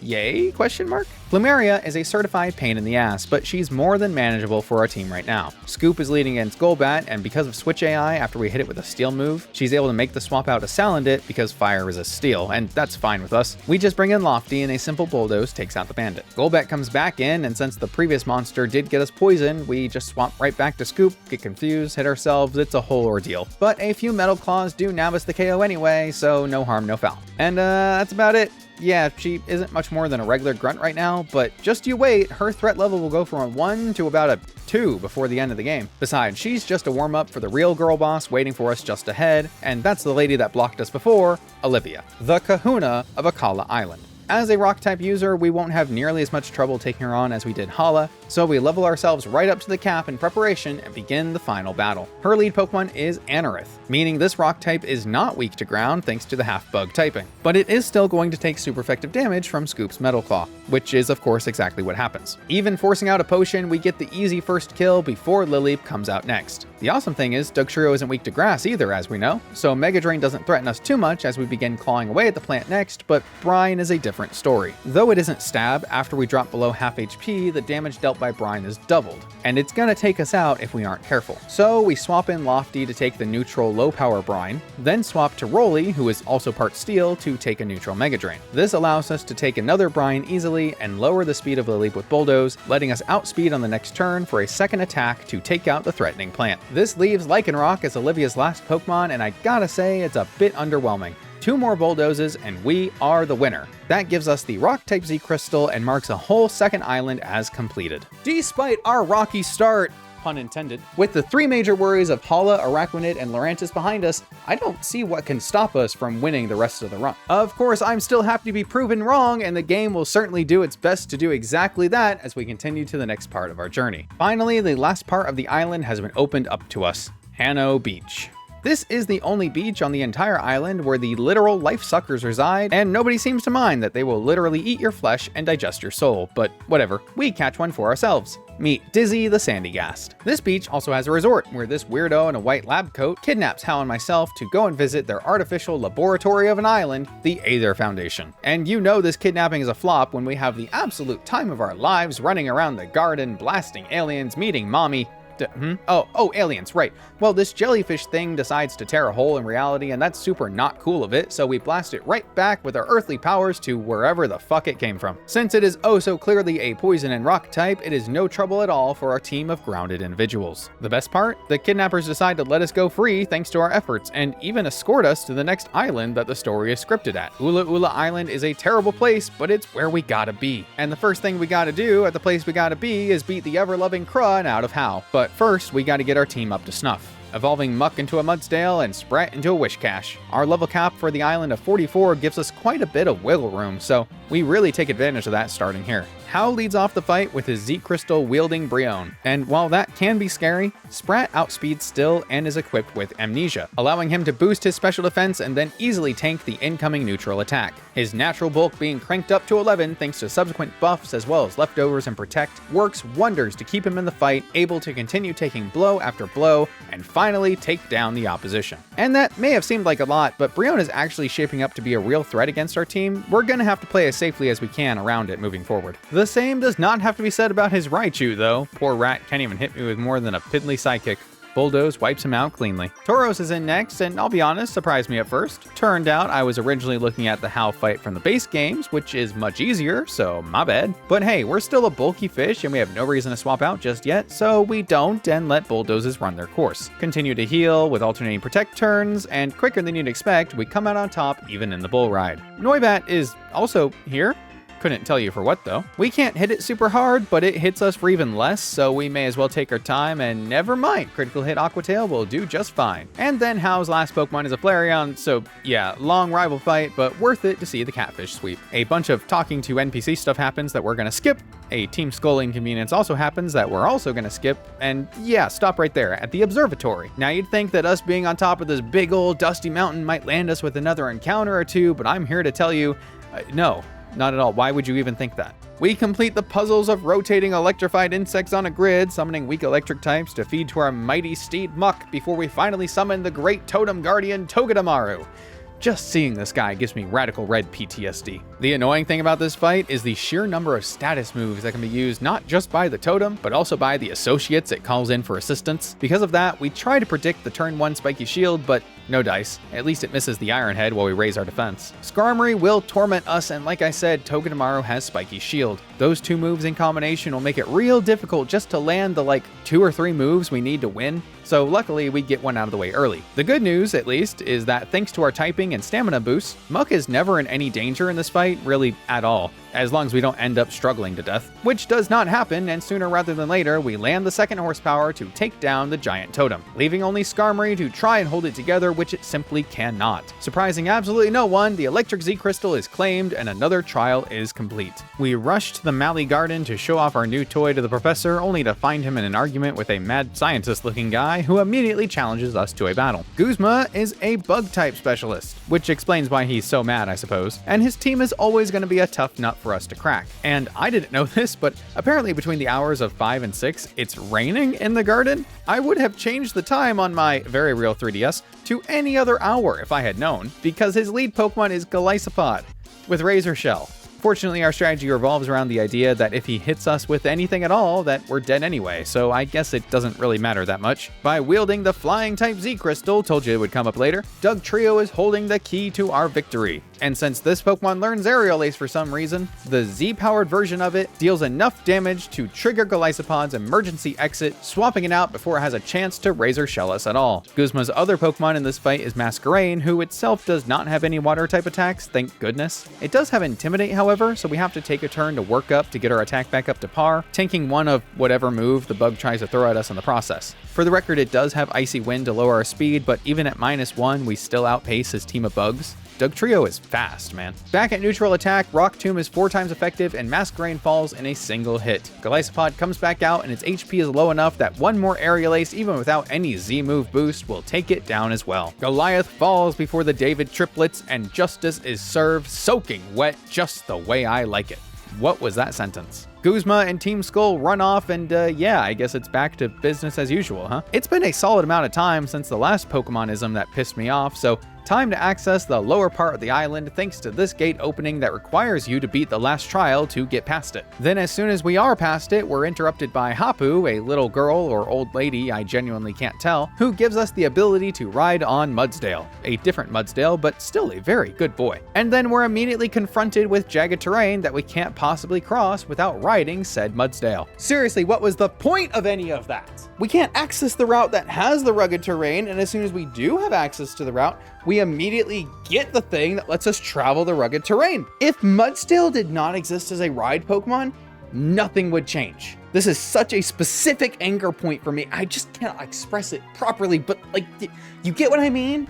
You get what I mean, right? The trail takes us to Tapu Village, a sad place caught in a constant downpour, and honestly, I'm kinda over the whole rain thing. But we do have one awesome thing waiting for us, and that's another encounter after we charge up our island scanner once again. Meet Trix the Swinub. We can evolve her into a Piloswine now, but it'll be a while before we get access to a move reminder in order for her to be able to learn Ancient Power and evolve again. Still, with an Eviolite, I won't say no to another dual type joining the team. We meet up with creepy girl Acerola outside of an abandoned Walmart, and turns out she's a trial captain. She sends us off on a ghost hunt inside, we happily oblige, and we power up Steelix to once again take on the fight single-handedly. Well, he doesn't have hands, but you know what I mean. Mimikyu is the totem of choice this time, and we have to break its disguise to deal any meaningful damage to it, and so we bulldoze to get that damage off while also dropping the ghost speed. It may as well. Mimikyu calls in some backup, but Banette alone will not be enough. We tank a Shadow Claw from Mimikyu, dodge a Will-O-Wisp from the Banette, and land a Z-powered Corkscrew Punch that knocks Mimikyu all the way down to just 1 remaining HP. Oh, yeah, the Steel Z-Crystal is just kind of given to you when you do story stuff at the observatory. I forgot to mention it before, but we have that now. Anyway, even with Banette managing to land the second Wisp, Bulldoze knocks out the totem with nary an issue. And despite the burning, 2 uses of our super effective Crunch take out the supporting Pokemon in what might just be our easiest totem fight yet. The Ghost Z-Crystal is ours, and that means it is time to move on to the final trial of the island. Which is of course replaced in actuality with Team Skull story BS, but whatever, it's all the same to me. We run into Plumeria first, having stolen some little kid's Pokemon, so we elect to beat her up. When Trix almost takes out Golbat, she switches in Salazzle, so we return the favor by bringing in our now fully evolved Lofty. See, we had plenty of backup in case things went south in the last fight, and with Plumeria now defeated, she and her grunts run off and we give chase, getting access to Sharpedo, the Tauros of the ocean, to open our path to Po Town, a place somehow even sadder than Tapu Village. But just before that, the route leading up to Po Town has, guess what? Another island scan encounter for us. Hooray! Can you believe it? Can you believe that so many of the encounters in this run are locked behind such a strange and obscure feature? Whippy! Anyway, the route was kind of like that scene from The Wizard of Oz, except instead of red flowers letting us take a nice nap, they provide us with a walking tortoise named Travis instead. So, you know, basically the same thing. Oh, right, Po Town. It's a town that's been overrun by Team Skull, and for some reason, we're all totally okay with that. This creepy old man helps us get inside, wonder if he's got any relation to the creepy girl from earlier. And then we're on our own. Us against the world. Or Team Skull, at least. But truth be told, they aren't really that difficult. We simply need to run through their giant mansion, brute force this guy's password game because who has the time to actually search for the phrases, and make our way to the back where Guzma is holding the stolen Pokemon captive. He's also apparently got the world's supply of bug-type Z-crystals, and I don't know if I've made it clear yet, but we need 1 crystal of every type to truly beat the island challenge, so yeah, this really does just take the place of another trial, and that means we had to come all this way anyway, stolen Pokemon or not. Guzma tries to shrug us off, but that won't be happening today. We're out for blood. and a Z Crystal. Golisopod is his lead of choice once again, and that means it's practically guaranteed to hit us with a Razor Shell if we let it, which we will not.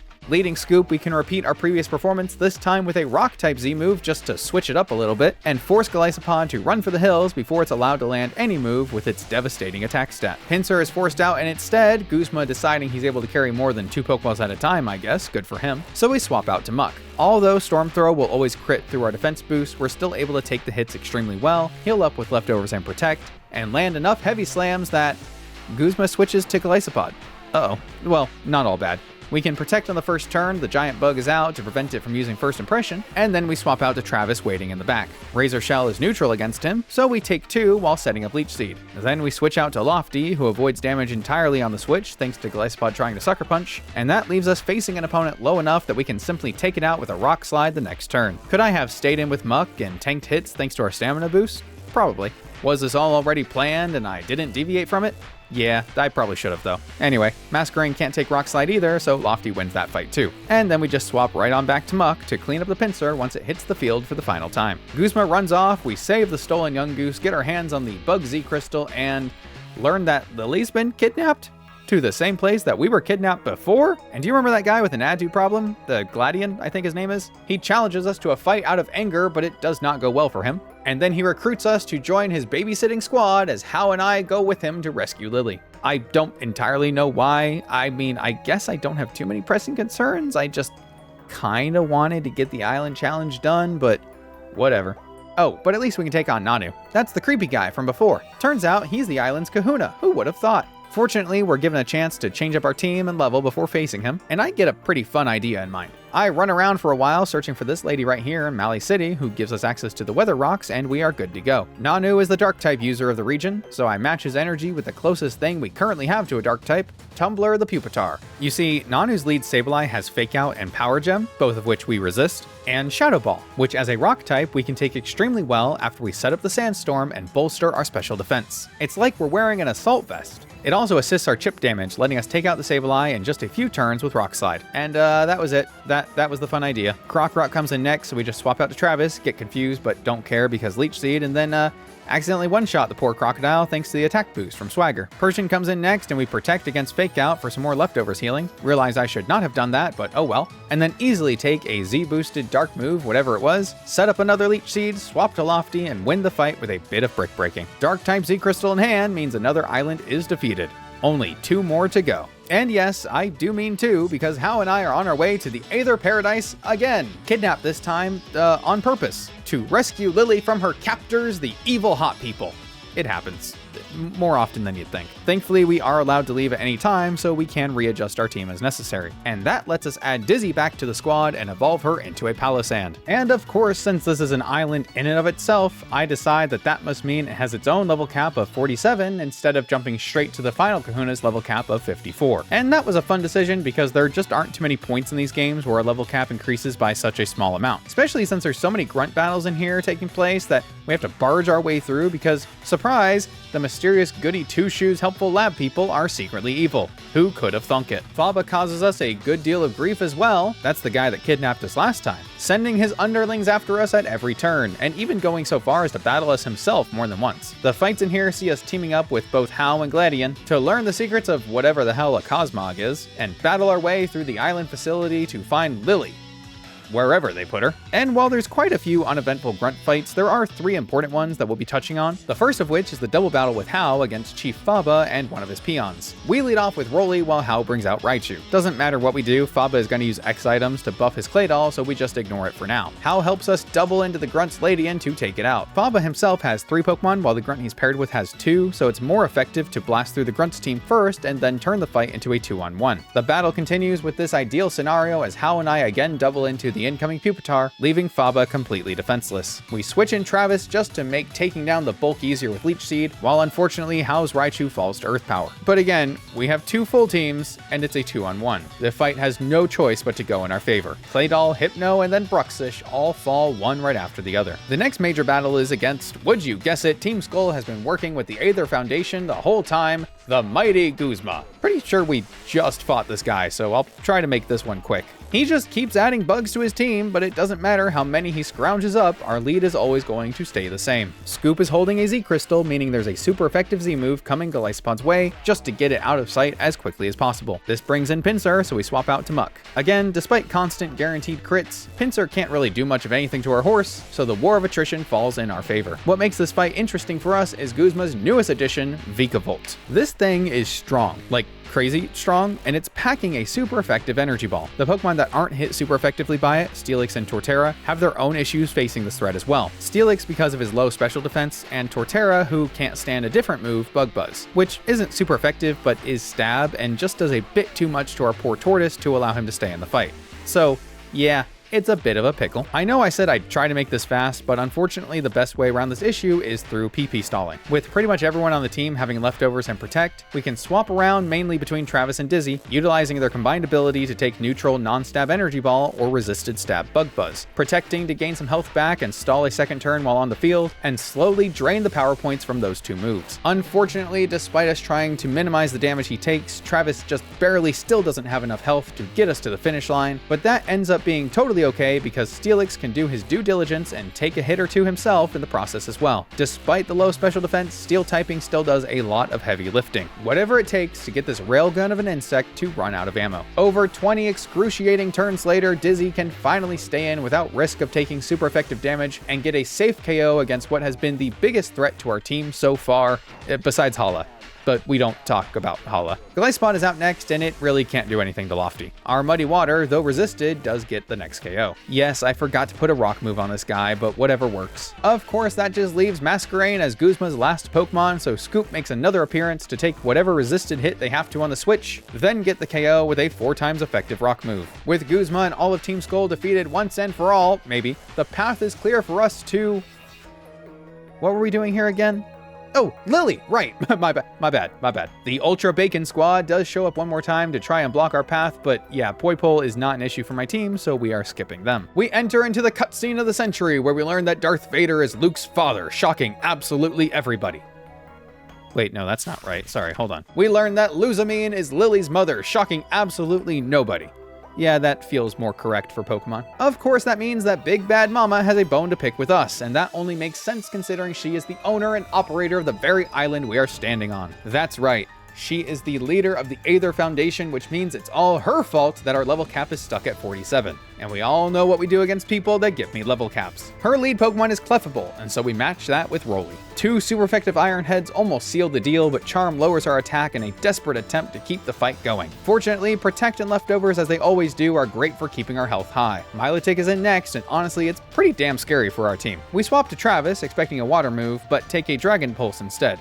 Weird, but alright. As the Sea Serpent continues its pulsing ways, we're able to set up a Leech Seed for even more healing, but this fight does not end with Torterra, unfortunately. If Milotic gets enough Hydro Pumps off, there's really no chance he survives too many in a row, and I don't want to push our luck more than we already have. Besides, we need to set ourselves up now for what comes in after Milotic too. And so we bring in Sprat, taking Lofty's place on the team for the final fight, still boasting a neutral matchup against Water. He takes the Hydro Pump like a champ, easily able to heal out of range of a KO thanks to Leftovers and Leech Seed, and set up a move only he can, Amnesia. With his special defense raised, Milotic is no longer a threat, and Wishcash can sit in front of it with a +6 boost and practically full HP when it finally falls to Leech Seed. This then brings out Lilligant. So surprisingly, despite our typing, we have enough stat boost that Lilligant does not have a one-hit KO against our fish. That means it is all but guaranteed to use up one of its 2 status moves first, paralyzing and confusing us. The high affection mechanic can shake off the paralysis too, which is even better for us. We're buying turns with Protect, and Lilligant is so confused itself that at one point it tries to confuse us twice in a row, which is weird, but between bouts of confusion ourselves, we're able to lower its HP by half thanks to 2 turns of Earthquake, and that alone is more than enough damage dealt. Unfortunately, the best and safest solution is to let our fish fall so we can have a safe switch in while avoiding super effective damage or status on somebody else. Godspeed Sprat, our first death of the run, you shall be missed. We bring in Scoop for his signature move, the Z-boosted Supersonic Sky Strike, which deals more than enough damage to take down Luzamine's plant. With her Water and Grass types down, the remaining members of our Ground type squad are far from threatened, and we allow Muck to gain his defense boost against the low-powered Lopunny while picking up the KO with Earthquake. Luzamine's last Pokemon is Beware, but it's up against like a +3 defense Mudsdale, and yeah, that's about all we need to know. All the grunts, then Faba, followed by Guzma and Luzamine, all defeated, with those last two going so far as to jump into a wormhole letting out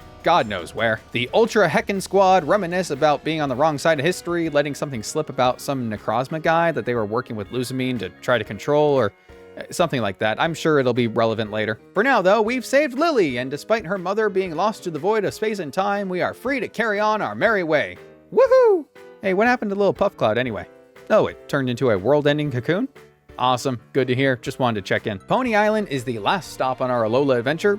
Sort of, and it's the perfect time to round out our encounters now that we have access to just about everywhere and a level cap of over 50. Do you remember about, an hour ago now when I briefly mentioned that there were a lot of events for this game, but none that we could use because of our level cap? Well, that changes now. Finally. And it goes hand in hand with a question that, again, the 10% of you that actually know this game have been asking yourselves for a little bit now. Why did I not get my encounter in the desert?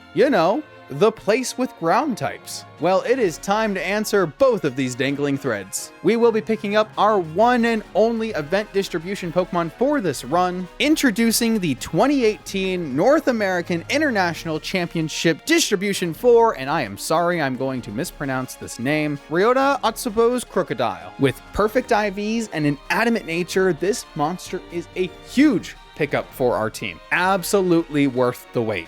I love Crocodile. Unfortunately, he is always distributed with Intimidate instead of Moxie, which is not a bad ability by any means. But we do miss out on the sweeper potential that a wild one with Moxie might otherwise have. But hey, a solid supporting Intimidate Mon is more than we could possibly ask for. The event does not traditionally come with a nickname, but we have the technology to change that.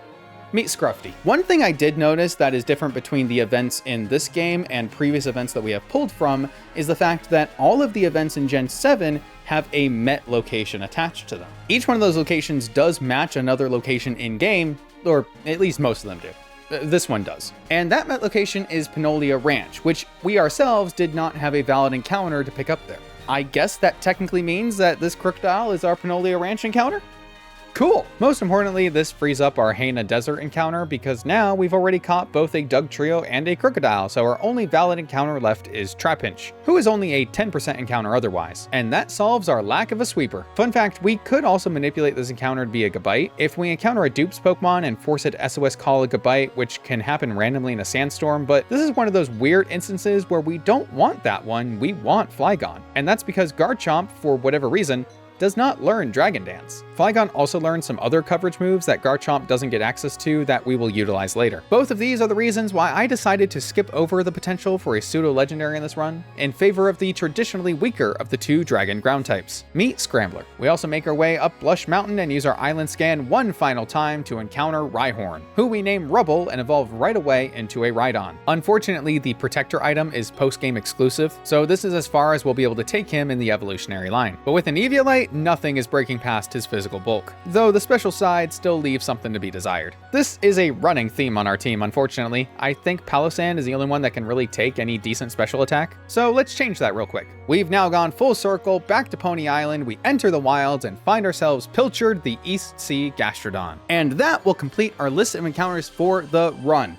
15 total Pokemon for the ground Monotype Hardcore Nuzlocke of Ultra Sun. Technically speaking, for the sake of transparency, there are two other events that we could have utilized, those being Paul Ruiz's West Sea Gastrodon and Hirofumi Kimura's Nidoqueen. Again, I am sorry for pronunciations. However, both of these events have their own glaring issues, which is why I didn't use them today. In the case of Nidoqueen, going back to the Met locations that we mentioned earlier with Crocodile, Nidoqueen actually shares the same fateful encounter Met location of Panolia Ranch. And that just means if we're using the Met location, as we would for any other Pokemon, as the indicator of where we have or have not gotten an encounter already, technically you would have to pick between one of these two for this run. As with any other Nuzlocke, you can only get the first Pokemon within an area, and both of these are found in the same area. Quite frankly, I chose Crocodile for the team because he does a lot more to support us, especially with the access to Intimidate, and while Nidoqueen does come holding the Life Orb, as opposed to Crocodile that comes holding nothing, our team is really built for bulk And so the infinite access we already have to leftovers and berries kinda make up for any other items we might need. Such is the life of a ground type user. And the problem with Gastrodon is it's a West Sea Gastrodon.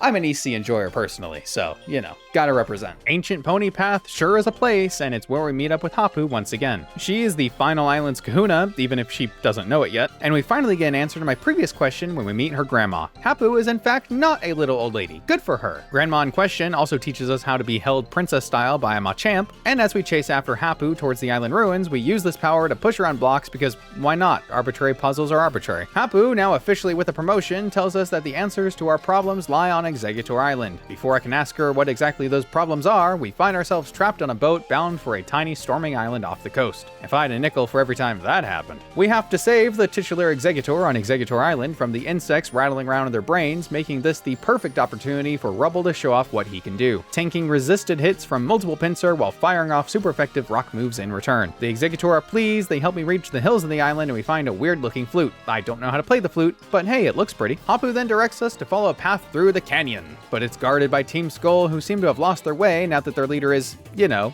trapped in another dimension. Somebody should really do something about that. Anyway, we beat them up and they run off. Plumeria comes up to apologize for kidnapping Lily. Team Skull truly has lost their way. She then gives us the Poison Z Crystal, and that's another one for the books. Just as we're meeting up with Hapu once again, the Ultra Relearn Squad throws their tiny poison type at us once more and again do nothing except drop some more lore. I guess some kind of kaiju ate their light and now it's coming for ours? Yeah dude, sounds real. Now excuse me while I go fist fight a couple of dragons. The canyon looming before us is apparently the region's first ever trial, a natural trial site with no captain. Yeah, that sounds perfectly safe, sure. The trainers in here really don't mean much of anything, though this double battle against two ice types did have me worried for a second. They even froze Mudsdale. A bit of switching around to stay safe, coupled with Steelix and Gastrodon not being weak to ice, really saved my butt. After all the trainers blocking the way, we finally gain access to the back of the canyon where the Dragon Z Crystal awaits. As we move to reach it, we're jumped by smaller dragons that Scramble can easily one-shot with Dragon Claw, and then we of course find the father waiting for us at the back of the den. Totem Komo is very powerful, but our team is also very sturdy. Unstoppable force versus a movable object. We lead off with Travis to set up the Leech Seed, and as all totems do, help is called on the second turn. Komo can call either Caesar or Noivern, and we really don't want to see... Noivern.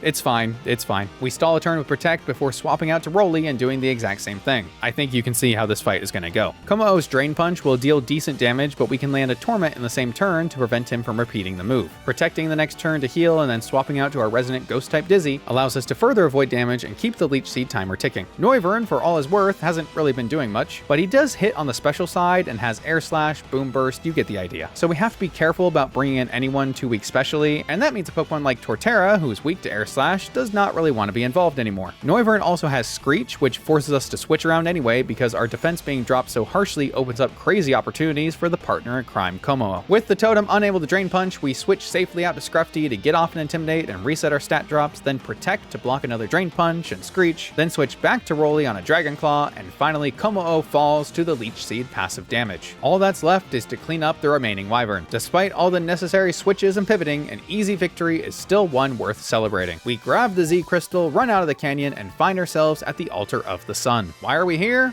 Good question. Lily and Hapu show back up now that I did all the hard work and let me know that this is where I gotta play the flute to summon a god? Something like that. And I mean, far be it from me to turn down such an opportunity.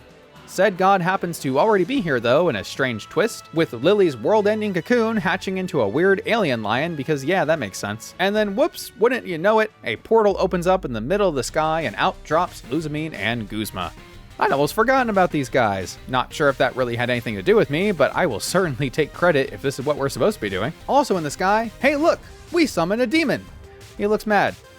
Uh-oh. Angry Demon takes one look at our new alien lion god thing and decides he looks like a tasty snack and proceeds to swallow him whole. This allows said demon to begin absorbing the lion's power into its very being. This sour-looking shell of a former self is Necrozma, who I'm pretty sure the Ultra Squeak Squad had mentioned previously. Fortunately, alien lions and light-ending demons are still not immune to Leech Seed, and they're also very weak to Earthquake, hehe. Necrozma then somehow takes the light? The sun? Did he eat the sun? Well, that's just not cool, man. I needed that. The Ultra Wrecking Squad allow us to ride on the back of their Bat God in order to chase down the pissed off yet satiated demon to get back our light. Oh, and Lily's alien lion. Fine. So we do exactly that. Come out on the other side of a terrible wormhole and are greeted by 2 more members of the Ultra Pecan Squad. We are then directed to climb their world's tower where Necrozma resides, making our way all the way to the top and witness the being's full power come to fruition. It stands before us as an immovable behemoth. But the good news is we can just kind of leave at any time. Guess the world won't end too quickly. I got time to prepare. And that's good because we definitely need to rearrange the team to make this fight possible. For those of you who have the pleasure of not knowing this, Ultra Necrozma is the bane of Ultra Sun and Moon Nuzlockers everywhere. You need to have a specific strategy to take him down or you just flat out lose here. This beast comes fighting you at level 60. Our current level cap is 54. Even if we went all the way to the cap, there would be a 6 level difference between any one Pokemon on our team and the legendary Pokemon that we are facing. And that may not sound like a lot, but this Necrozma also boosts its stats the same way a totem Pokemon does, and has a completely jacked moveset of a ton of powerful moves. Also, he's like one of the strongest forms of one of the strongest legendaries.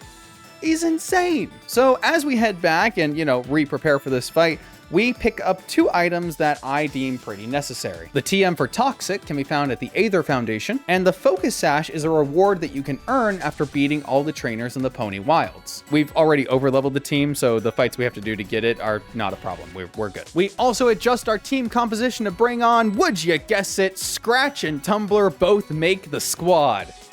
I'm certain that you could probably guess why. With our team ready, we climb back up to the top of the tower and finally face off against Ultra Necrozma. We're leading the fight with Travis the Torterra. We'll be protecting as often as possible to play to our secondary win condition of PP stalling, and so we start the fight by doing exactly that. And to help with that idea, equipped with a Focus Sash, Travis can safely land a Leech Seed and... Okay, well, this has been delightful. I enjoyed this playthrough thoroughly. I guess that's gonna be it for today. When we needed him most, Travis failed us and missed the Leech Seed. I cannot believe it. Well, not all is lost, thankfully. With the beast going for Photon Geyser, a powerful psychic move, we can swap out to Scruffy and nope.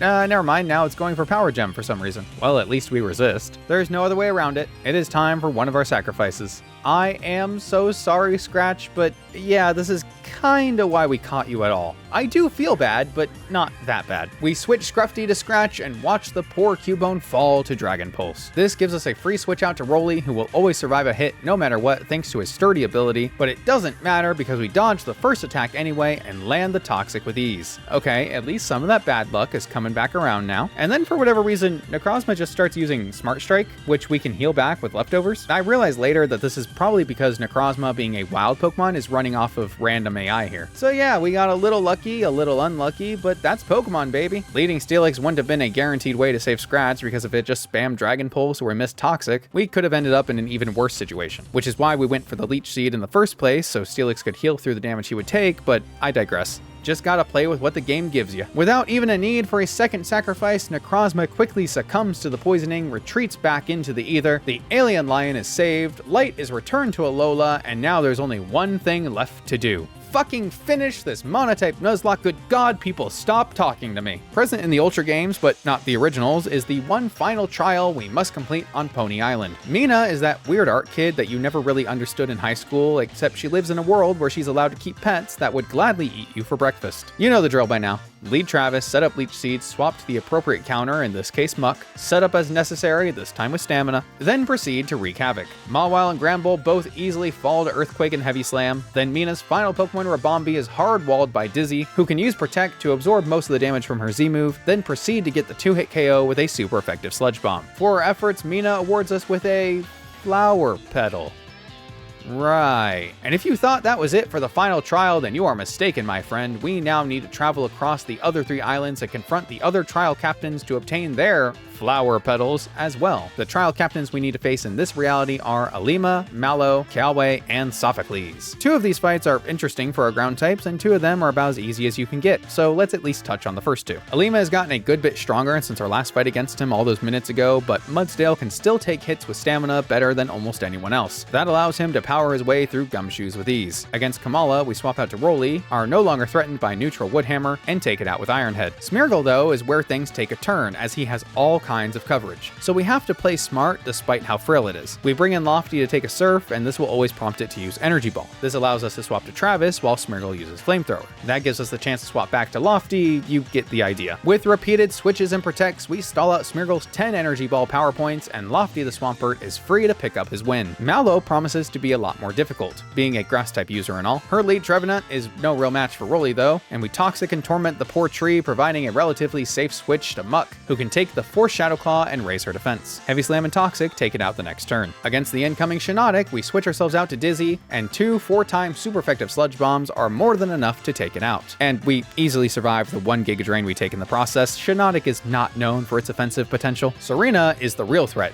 so we immediately swap out to Travis to take the Z-move Bloom Doom, effectively limiting the odds of it outright KOing anything. We expect U-turn to come next and bring out Mudsdale, but that doesn't happen, and we take a super effective Trop Kick to the face. Unfortunately, Trop Kick also lowers attack, so despite Muck being able to take a few blows, the lowered stat prevents us from being able to do much of anything back. But that's okay, because we don't have to do a lot, just a little. We pivot back out through Travis. This time Serena does go for the U-turn, making it that much easier for us to bring in Scoop the Doug Trio to fire off another super effective Z-move, which at this range easily picks up the KO, winning us the fight against grass user Mallow. Kiawe uses fire type, so there's much less to say here. He just kinda finds himself on the wrong end of Rhydon's horn for most of the match. But even Flygon gets a chance to shine by taking out a Lowland Marowak. Immediately after Kiawe, his hiker friend wants to battle too, but he only has a Magmar, so whatever. Sophocles and his electric types meet much the same fate. Muck just spams Earthquake. It's really that simple. We return with all the petals back to Mina's boathouse, and they assemble into a beautiful flower that summons the one and only Titan Rabombi.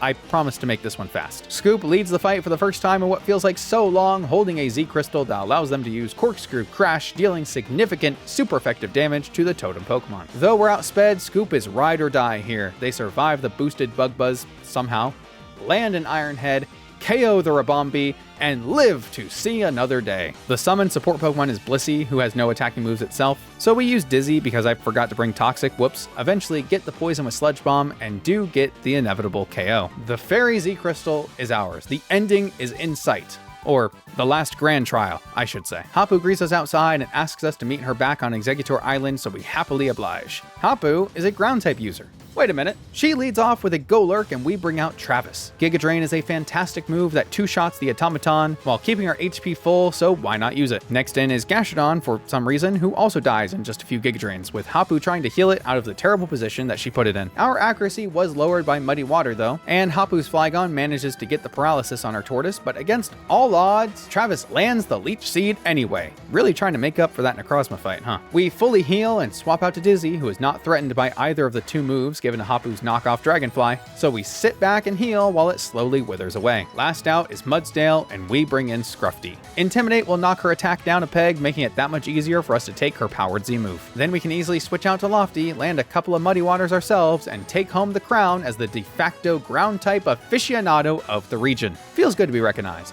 But there's more to it than this. We can't settle for just being the best ground type trainer. We have to be the best trainer, period, who just happens to only use ground types. And that means we need to climb to the top of one final mountain, one that was blocked off from us before, Mount Lanakila. The professor has been hard at work on a secret project, building the region's very own and very first legitimate Pokemon League. And we are here to topple it. The first hurdle in our way, smugly coming down the elevator, is of course Gladion. About time, we've gone far too long without a rival fight. I was beginning to think they forgot this was a Pokemon game. Gladion's lead Crobat also suffers from 2 move slot syndrome, so leading Steelix and using Torment will apparently force Gladion to switch. Huh. It makes sense, I suppose. Lucario comes out next then, taking the resisted Iron Head. This is a job for Pilchard, who can absorb Aura Spheres while firing back with powerful Muddy Water, able to take hit after hit while keeping his health up with Recover. After Lucario falls, Crobat comes back in, but surprise, this is not Crobat, and we use Protect just to confirm that. That's right, Gladion has a Zoroark. Unfortunately, the best and safest play is to once again make a planned sacrifice, and so we send in Tumbler to take the 4x effective Grass Knot and fall instantly. It's just the only and best way for us to get Scruffy in here, who himself can take 1 Grass Knot, but not 2, and then fire back with a powerful Z Crystal boosted fighting type attack.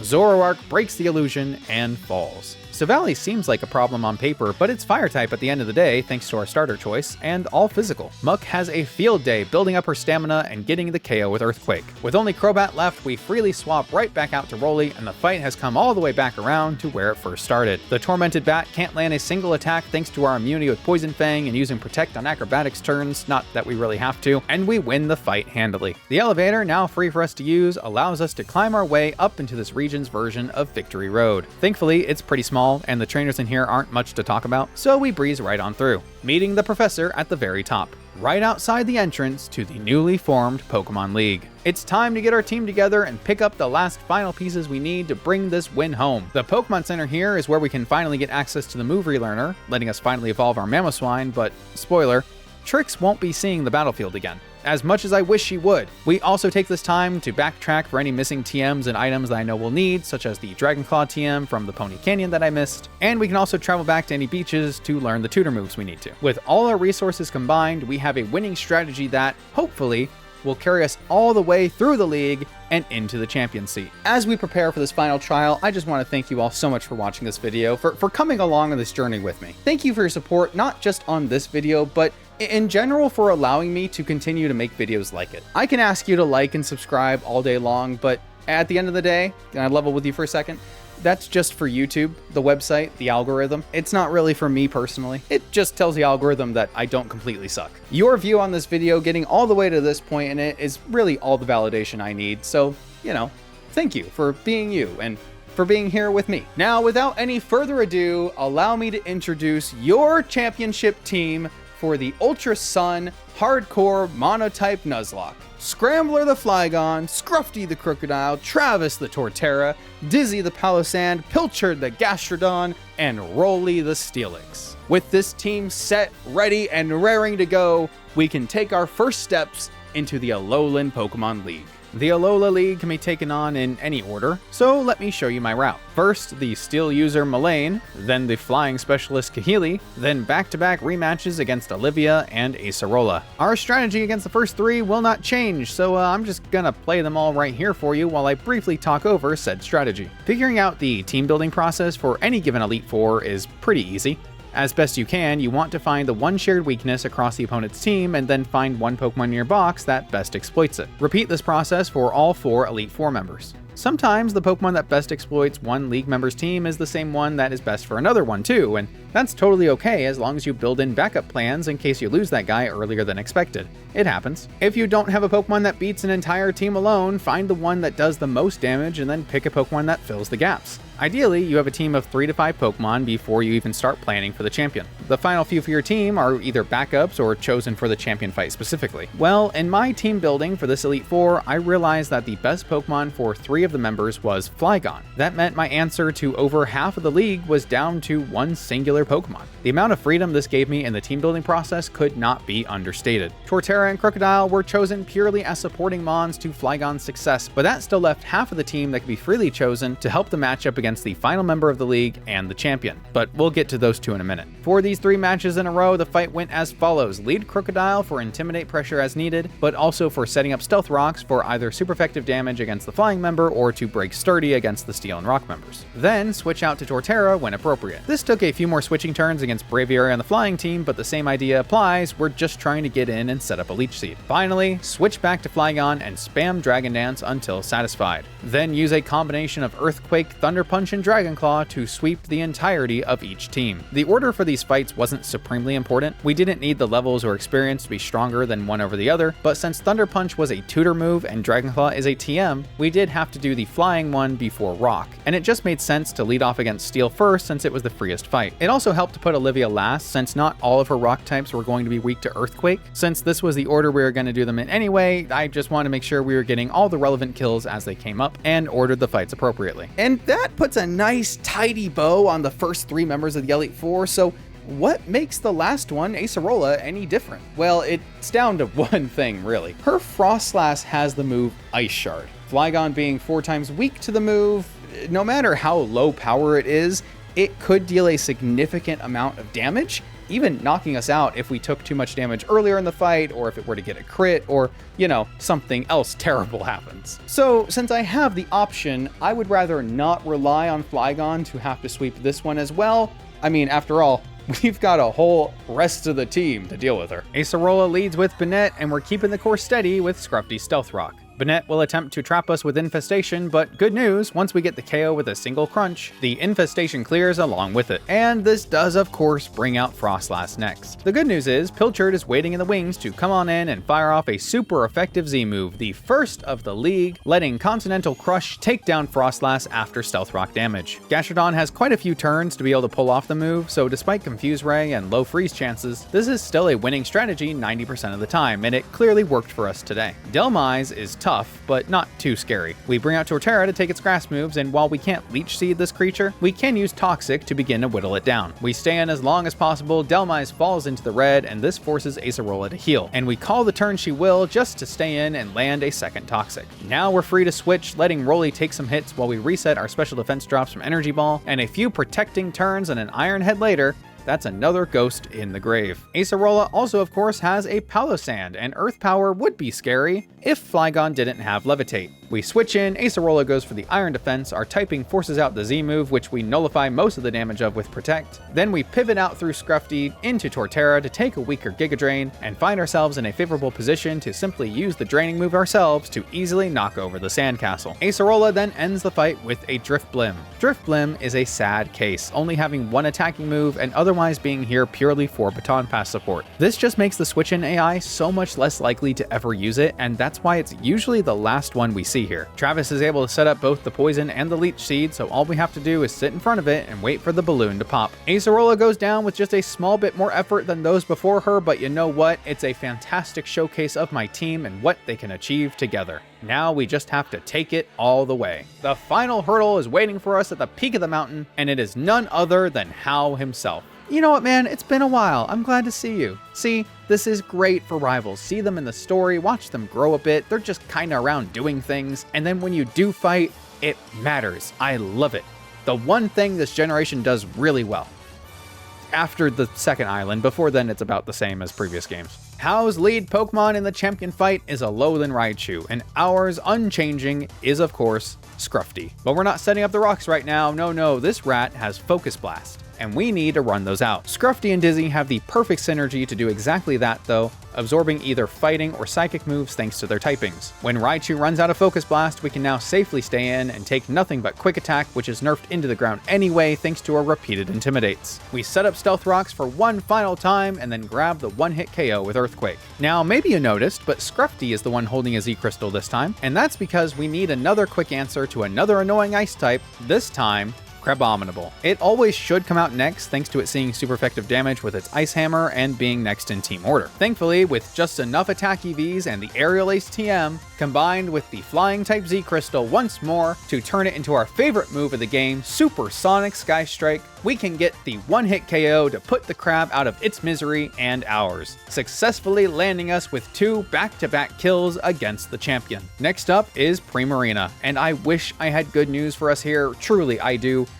but we're gonna be PP stalling again. Scrufty baits Moonblast, not a water move for some reason, so we swap to Rolly to take the hit. Rolly then actually does bait the water attack, Sparkling Aria, and so we bring in Pilchard, who is immune thanks to Storm Drain. He can also take a Moonblast or 2 if he has to, and buy turns with Protect and Recover. We're also landing just a few Muddy Waters hoping for accuracy drops, but they never come and I'm not wasting all our power points on it. After a few turns, we swap back to Rolly and reset the special attack drops for Moonblast, then swap back to Pilchard, who successfully blocks the incoming Z move, lands enough hits to bring Primarina into the red, and grants us a free switch to bring in Travis while Hao heals. Travis can take a hit, we know he can, and that means a free Leech Seed, baby. Protect, stall, swap back to Pilchard, and finally we run this Aquatic Predator out of Moonblast. It will never go for Sparkling Aria against Pilchard, meaning it has to use Hyper Voice, a normal type attack. And thus we can repeat our switching strategy once more with Dizzy to accumulate the free Leech Seed damage. Hell, we even get Rolly in just to grant him some more health for later if we need it. Primarina cannot keep up, and and it does eventually fall. And we do so very purposefully with Gastrodon active so that we can bring in House Tauros. No Pokemon on the opposing team has a super effective move, which means the AI is now just going to send in the next Pokemon in team order that isn't weak to our active Pokemon's type. That means Hal will skip right over his Flareon and send in the Bull. With Tauros out now, we can bring back in Scruffy, do a little switching shenanigans again with Dizzy to get a few Intimidates off, and then bring in Travis to set up a Leech Seed, and yeah, you see what I'm doing. Scrambler makes one final appearance, taking the last few turns of Tauros' ticking away life to Dragon Dance his heart out. Tauros falls, but we got more than enough out of his existence. We now outspeed Noivern and KO with a single Dragon Claw, and Flareon, as Hal's last remaining Pokemon, falls to a final Earthquake. A fitting end for the ground type challenge of a lifetime. Player defeated, Ultra Sun. Thank you all so much for watching this video. I truly do appreciate it. If you liked it, and I sure as hell hope you did, because we have been here for a while, please be sure to let me know in the comments down below, and maybe let me know what kind of challenge you'd like to see me take on next. These longer videos are only made possible by you being here to watch them, and honestly, I can't thank you enough for it. If you would like to support me further, you can join the channel as a member and check out some of the semi-regular content that I put out there. It's not content that really takes away anything from the public videos that I post regularly, just generally more casual style videos, behind the scenes bloopers and breakdowns, and just the random challenge ideas that I wouldn't really be able to post normally if I didn't want YouTube to completely nuke my channel. If any of that sounds interesting to you and you want to throw a few bucks my way like the Pokemon stripper I am, I promise your support goes directly back into the channel and really goes a long way in letting me be able to continue to make content like this. That all being said, another challenge done means I'm all out of time for this video, so I'll just have to catch y'all in the next run. See ya.